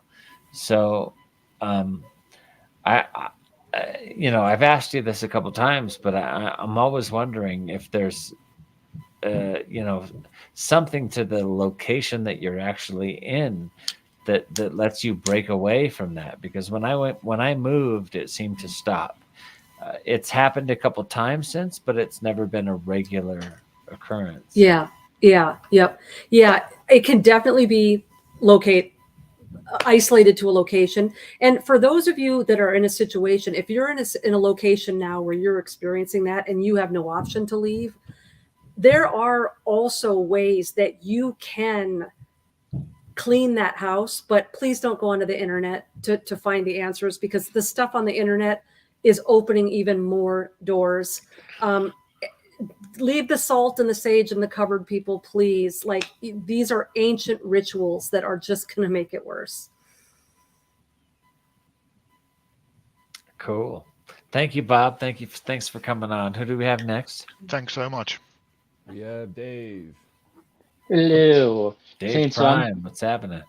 I'm going to kind of put myself out there a little bit, saying we had a guest a couple weeks ago where I started to realize that some of the nightmares I was having as a kid about like monsters outside my window, and I was dealing with a lot of sleep paralysis as a kid and as a teenager, but later in life, coming out as a gay man, I find it impossible to take it up the tailpipe. I say whenever anyone wants to, do the thing to me, my butt just clenches tighter than Fort Knox. We just did that last night, and your bum was wide open. What are you talking about, Dave? You're a liar. Oh, you must have been dealing with my doppelganger, but it wasn't me. I'm just kidding. I'm just kidding. No, but no. Seriously though, I'm sorry. Seriously, I cannot bottom for the life of me. Since this thing happened to you? Well, ever since ever since I was first found out I was gay, I was always on top. I was never on the bottom because I just couldn't. But this had something to do with sleep paralysis? Sleep paralysis, maybe the alien probes sticking stuff up my butt as a kid, just like, nope, nothing's going up there anymore. Gotcha. I don't know if that kind of, I don't know, my mind's definitely been opening up a lot more these last few shows about things like that, and I just was wondering what Vicki Joy's thoughts were on that. Yeah. First of all, I just have to thank everybody, and you too, Manu. You guys are are sharing such like personal stories, but I have to tell you, you're helping so many people, because if it happened to you, it happened to 100 other people who are never going to talk about it, who've been convinced that they're crazy, who you have no idea how helpful it is just even talking about this stuff. And like I said earlier, I have been working with a lot of people that do say that their sexual orientation is deeply rooted in these experiences that happened in childhood. And there is memories that come back as people kind of start praying towards the source of it. I was working with one guy, and he was explaining his sleep paralysis experiences. And I said, that sounds a lot more like alien abduction to me than sleep paralysis per se. And he got really quiet and he's like, oh my gosh. And all these memories started triggering about how he would cower in his bed because he was afraid he was going to get kidnapped out his window. And he goes, as a kid, I always just thought, back in the 80s where, Jacob Wetterling, every kid was scared to leave the house. They thought they were going to get kidnapped. Right. And so this guy was like, I just thought that I was doing that because I was afraid of being kidnapped. And he said, now that we're talking about this, a bright light would come through my window.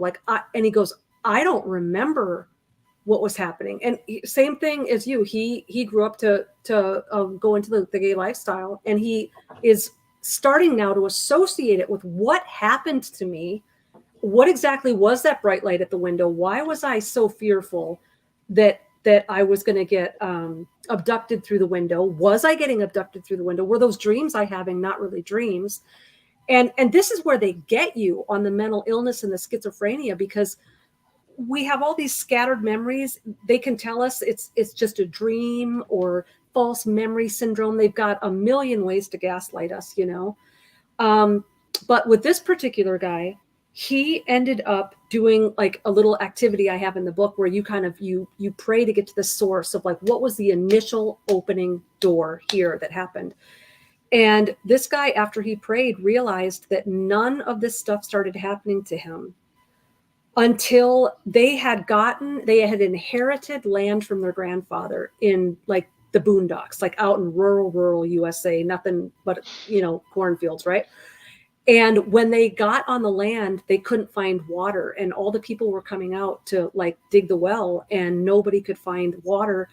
And they were going to end up not being able to live on the property if they couldn't get a well dug. And so his father, in desperation, hired a water witch who came on the land with a divining rod and did rituals to find water. And they found the water and they dug the well. And ever since the water ritual was done on the land, he started having these nightmares about being pulled through the window. And so what's really here's the double-edged sword of these kind of stories. There's one side of the sword that it's, maybe I can finally get to the bottom of this. Maybe a whole bunch of things from childhood are going to make sense. Maybe I'm going to start getting answers. But then there's this whole other side of the sword that you have to be ready for the answers, because some of this stuff is supernatural. Some of it is not the kind of stuff you can tell the average psychiatrist or doctor without them, thinking you're crazy. And so I really warn people too, like before you delve into like, let's get to the bottom of this. You have to be prepared for what might happen, because in some cases you've got people with like DID, or dissociative identity disorder, where they have alter personalities that are holding on to memories that they have no memory of, and maybe they're not ready to remember what their father or their uncle did to them, like that sort of a thing. So everybody wants their campfire story. Everybody wants to like have that story around the campfire that everybody oohs and ahs over, like this one time this entity came into my room. But you have to understand that when you're in your 30s, 40s, 50s, 60s, I get letters from 70-year-olds. I can't even tell you how many letters I've gotten from people in their 70s saying, I've never been able to talk about this.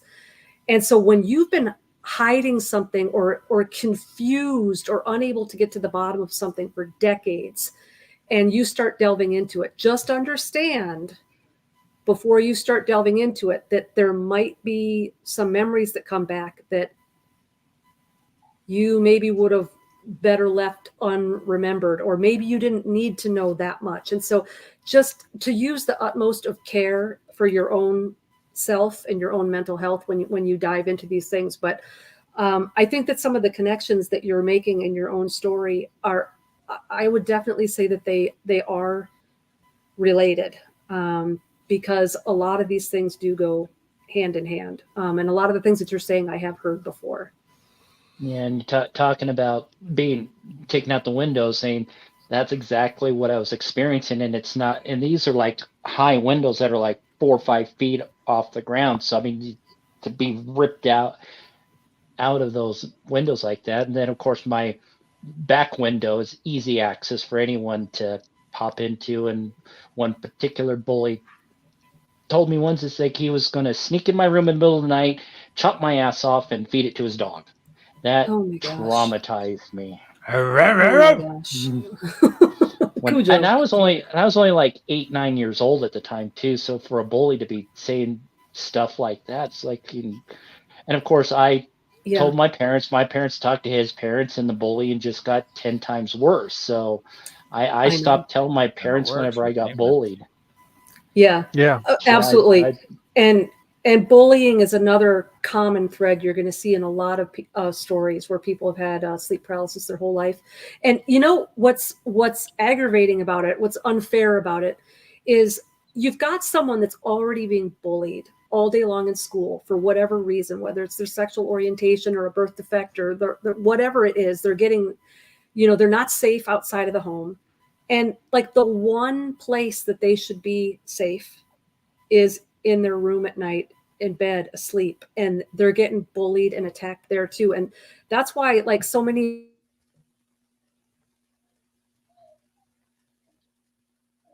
did we just lose her audio?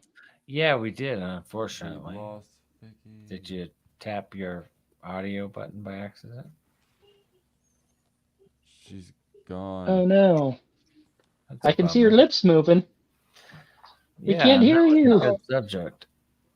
Oh no. So Vic, she's back. there you are. You're back. Okay. Am I back? Okay. Yes. Yeah, my screen like blanked out and everything. I'm like, oh no. So yeah, so I was saying it just becomes this endless circle of just, you can't ever escape the bullying. And when this happens to you and you're a kid, it starts to shape your identity and your self-esteem and the way you perceive yourself. And so not only do you have to get over the trauma of the sleep paralysis and whatever sort of harassment or violence occurred to you during all that, but then you find yourself as an adult having to heal all those wounds and figure out who you really are and get confidence in yourself and kind of undo all of the lies that were coming at you from every direction. It really is. It's so much more than just being held down in your bed and being scared. And this is another reason why I wish we could have more intellectually honest discussions about it in the science and the medical field, because there are people whose whole lives are being ruined by this. Marriages are being ruined. Like kids, it's generational in some cases. I mean, we've got to help these people. And it seems like most of the scientists that are looking into sleep paralysis just want to explain it away with some trivial explanation. I don't find much interesting, legitimate science on the subject, which is definitely disappointing. Do we have one more question, or how many people do we have left? We have Katie. Okay, Katie. Let's bring Katie on, and then let's hear what Katie has to say. Hello, my darling. Hello, Katie. Little short story, because I just wanted your views on this, Vicky. I've experienced a few times shared dreaming. And I mean, I've only experienced paralysis once, but that was an astral projection thing. But my partner at the time, she suffered sleep paralysis when she had nightmares. And this one particular nightmare, I was wide awake, but I thought we was having an earthquake because the house was shaking violently, and I'm like, oh, not again. And then all of a sudden she wakes up and she couldn't move. She couldn't talk or anything. She was sweating. She was a mess. And I just says, if I could take it away from you, I would. And I put my hand on hers, and the next thing I know, I couldn't move, but she could. Oh. And then she told me that she dreamt that I'd been buried under a church that was destroyed by an earthquake. And this was a shared dream with a friend of yours? Yes, it was my ex. I felt the earthquake she dreamt about, and I was wide awake. Suffice to say, she went slightly pale when I told her this.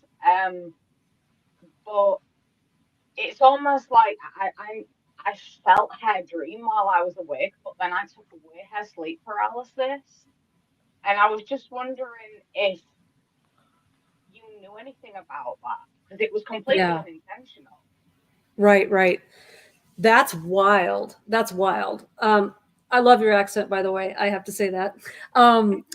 So what's really unusual about the story is, and I'm starting to see this pattern change a little bit, but in the past, sleep paralysis is one of those things that would usually only happen to someone if they were all alone. And if there was someone else there, they'd sleep through the whole thing. They wouldn't see it, because it was just another way that these people were getting gaslit. Like, what are you crazy? I was screaming. No, you weren't. People with sleep paralysis will even say, like, their spouse is sitting right there and they're like screaming, Aware like, why won't you wake up? Yeah. And so it's really unusual when it is a shared experience. But I am hearing a little more of that now than I did before. And was this recent, or like how long ago was this? Oh, this was back in 2010, 2011. Okay. So not super long ago. So where I was going to go with that is, there is a transition going on right now between what I call classic or old school or baby boomer sleep paralysis and what the millennials and Gen Zs are experiencing. Some people you catch flies with honey or vinegar, right? And the Gen Xers and the baby boomers, you could scare the crap out of them, and they were resilient. And we were raised in a generation where you don't ask questions, you don't complain. If it happens to you, it happens to you, Whereas the younger generations, they talk about stuff, they question things. They'll put it on social media, they'll talk about it, they won't keep it secret. And sleep paralysis used to operate under, a very covert agenda. They were banking on the fact that no one was going to talk about it. But we have a generation now where kids talk about everything. And so the sleep paralysis is changing. And now what you have with younger people is you have people having sleep paralysis experiences where they are wide awake, sitting at their desk doing their homework at night, kind of a thing, right? And you have got a different form of a lucid dream.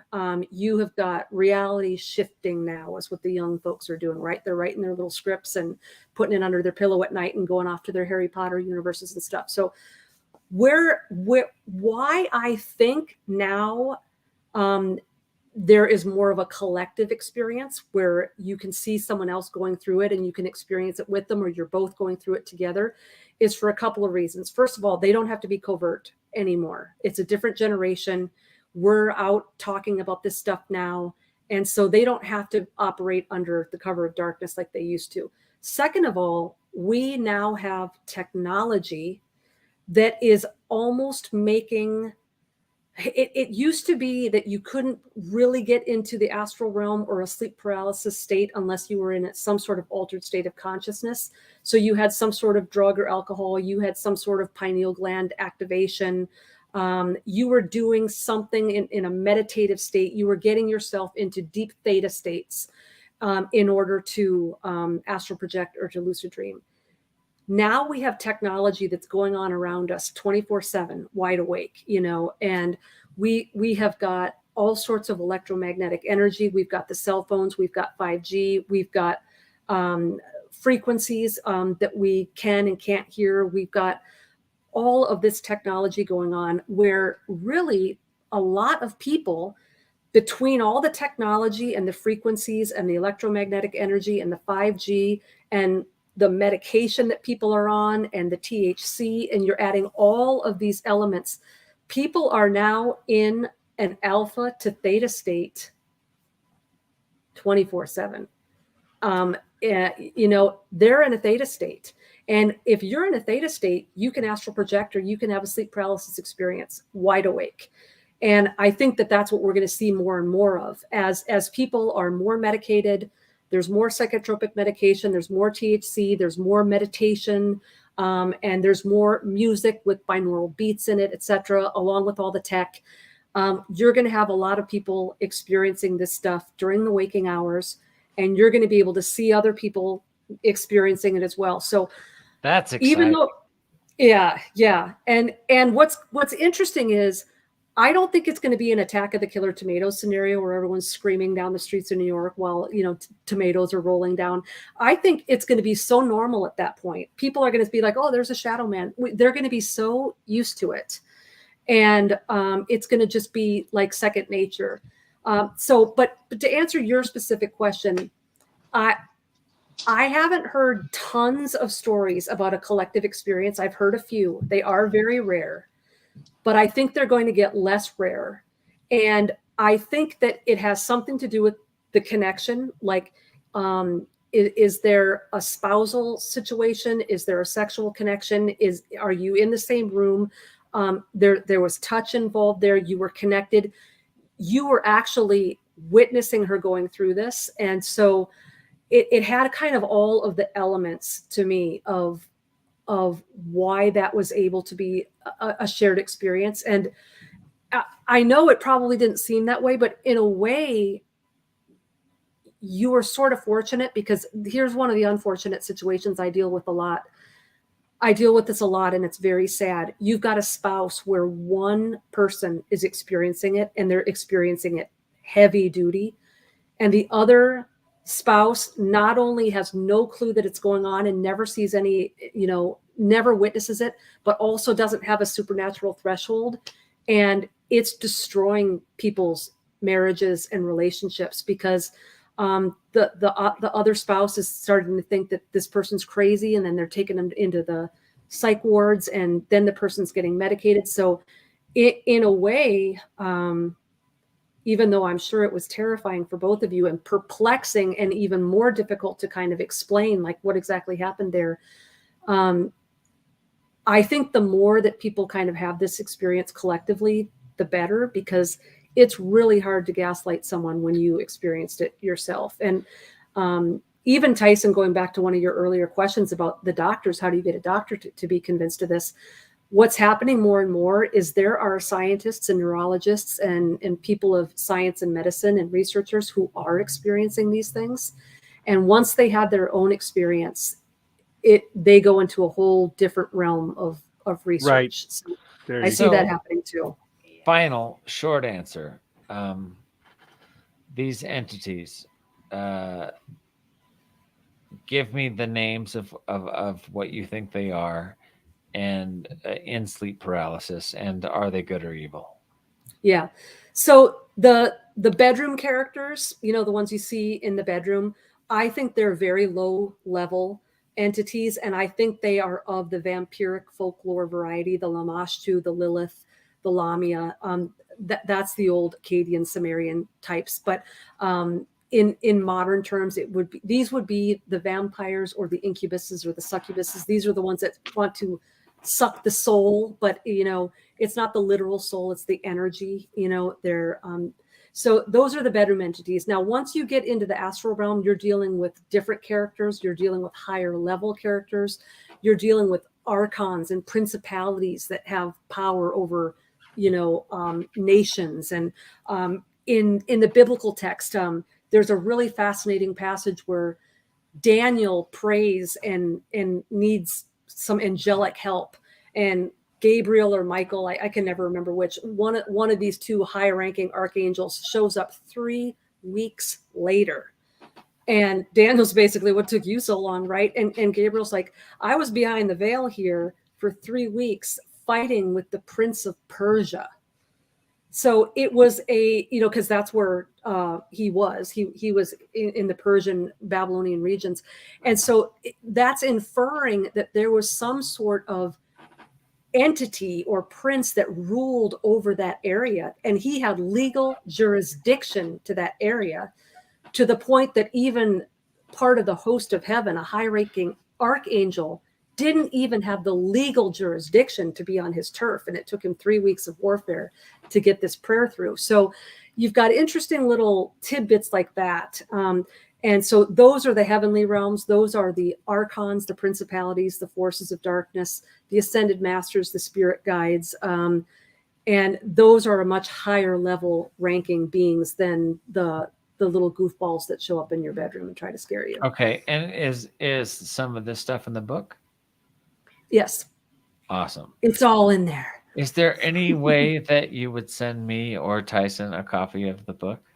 Absolutely. That would be great. Because For a small fee of $14.99. That's right. Well, that's right. I would love to read it and have you back in like 5 or 6 weeks and do a long form discussion where I know more about where you're coming from. That would be fantastic. Yeah. Do you do international shipping? Yeah, of course she does. She must. Vicki, What's that?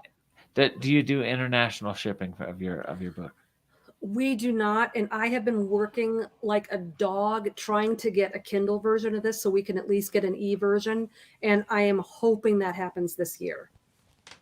You'd think you could just charge them an extra $25 or whatever for the international shipping rates or whatever. Well, you could. Like, I mean, I have copies of the book and I can send them, but I feel bad because in some cases, like Australia really and stuff, expensive. it's like 30, 40, $50. And I get a lot of requests from Africa and Australia, believe it or not. There's a lot of interest in this topic in those countries. So I really want to get. Yeah, we got to get your book outside of America. We've got to get it worldwide because this is a worldwide problem. It is. All right, Okay. hey, Manu, real Yeah. quick. We have one more person that just jumped in. Oh, we do. Okay, one more question and then we'll close this out. Who's next? Hey, long time caller, long time listener, first time caller. Hey, Becca, how are you? Hey. So this whole thing has reminded me a lot of my parents were always very deeply religious, but never very spiritual like that. But my mom always suffered from sleep paralysis, and she would explain it like a demon was on her chest. Yeah. And so I started looking into it and I started looking at it myself because I've experienced it intermittently through my life. And whenever I've realized that if I relax and I'm just like, okay, forget all this, I go back to sleep and I'm fine. I usually wake up almost right after.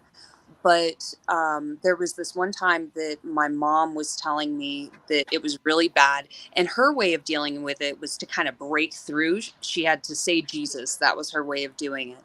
Mm-hmm. And she woke up and she sat straight up. And my dad looked over at her. They both woke up at the same time. And he looked over at her and he goes, something just came through the house, but it's gone now.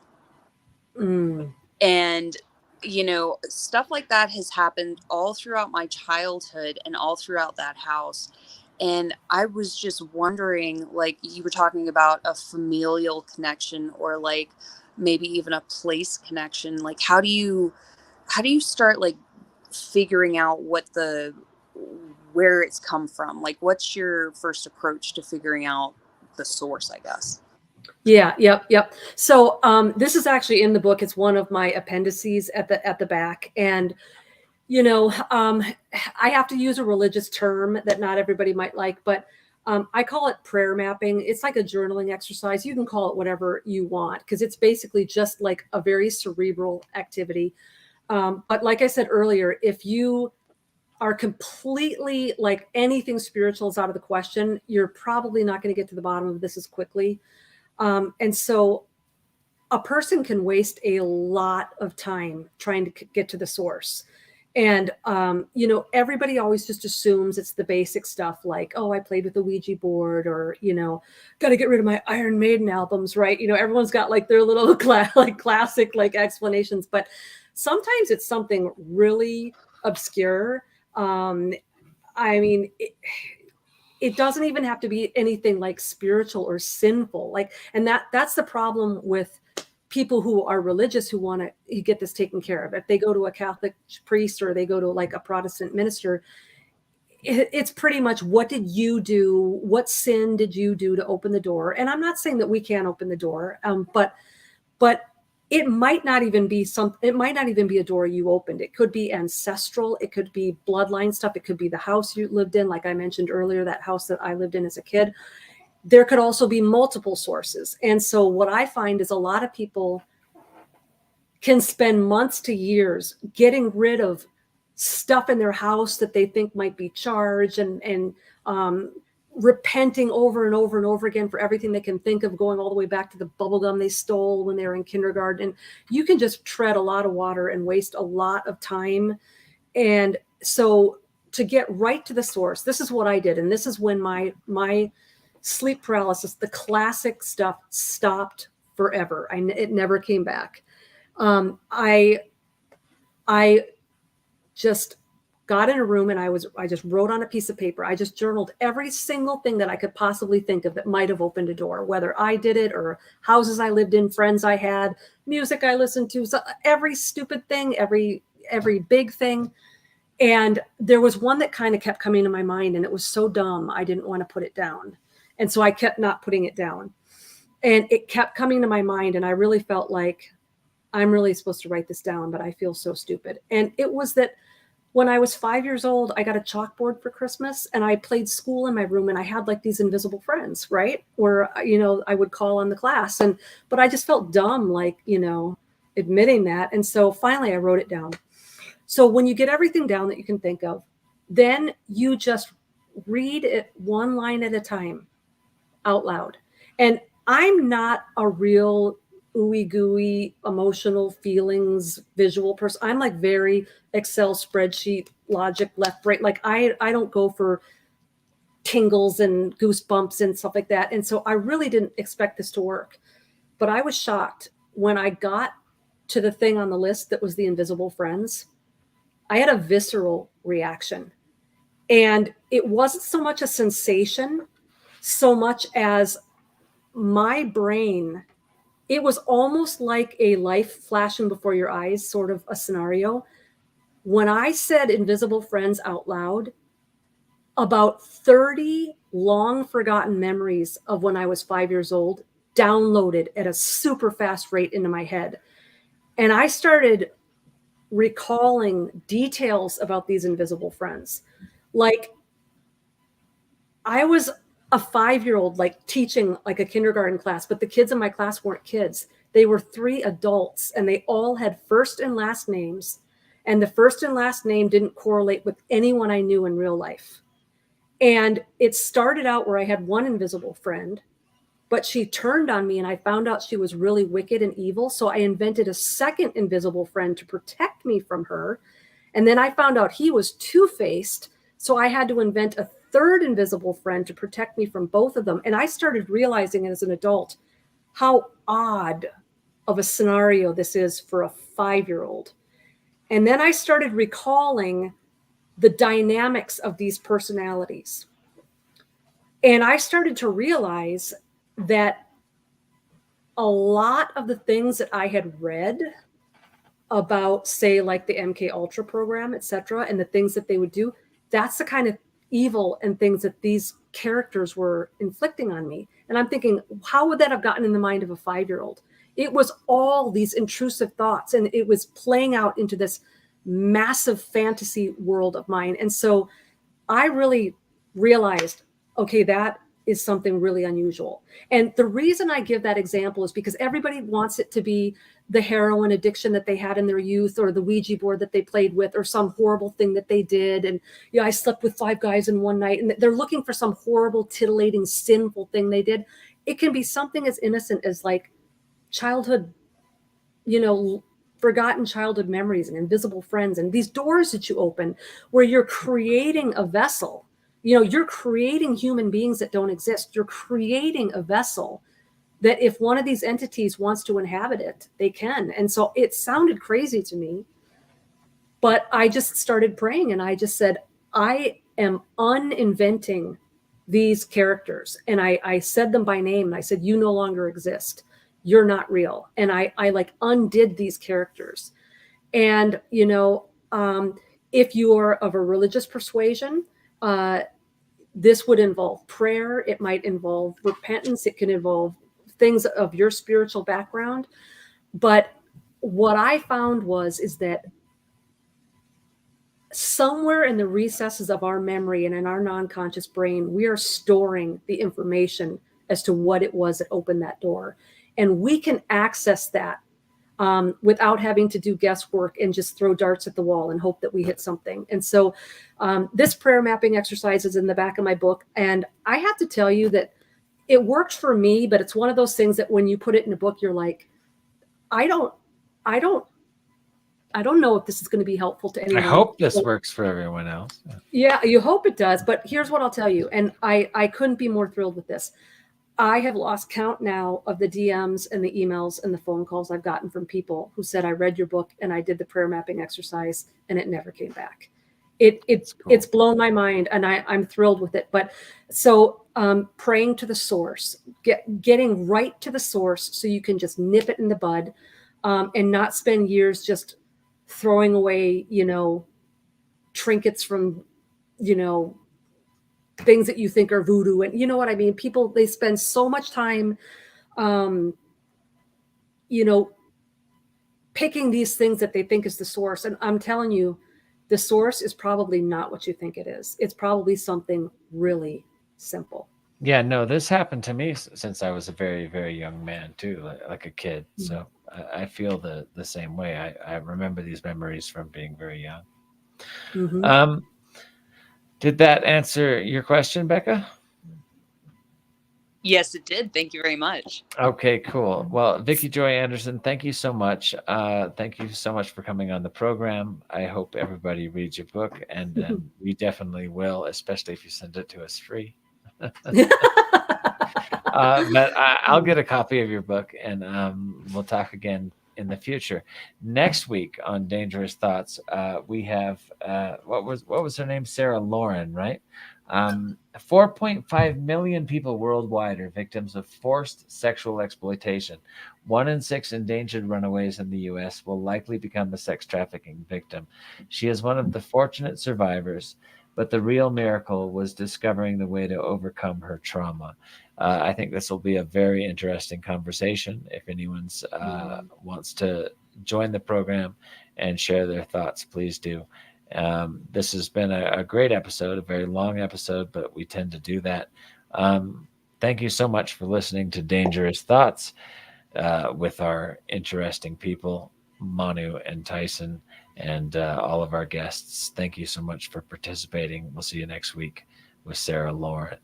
Take it to them, ruin their motivation to survive. Paralysis is like a jungle, holding rest of a nation. You couldn't hold me like a tongue, your knees collapsing away. Hey, gorilla hearted, I be in my chest to stay alive. Take it to them, ruin their motivation to survive. Paralysis is like a jungle, holding rest of a nation. You couldn't hold me like a tongue, your knees collapsing away. Hey, gorilla hearted, I be in my chest to stay alive. Hey.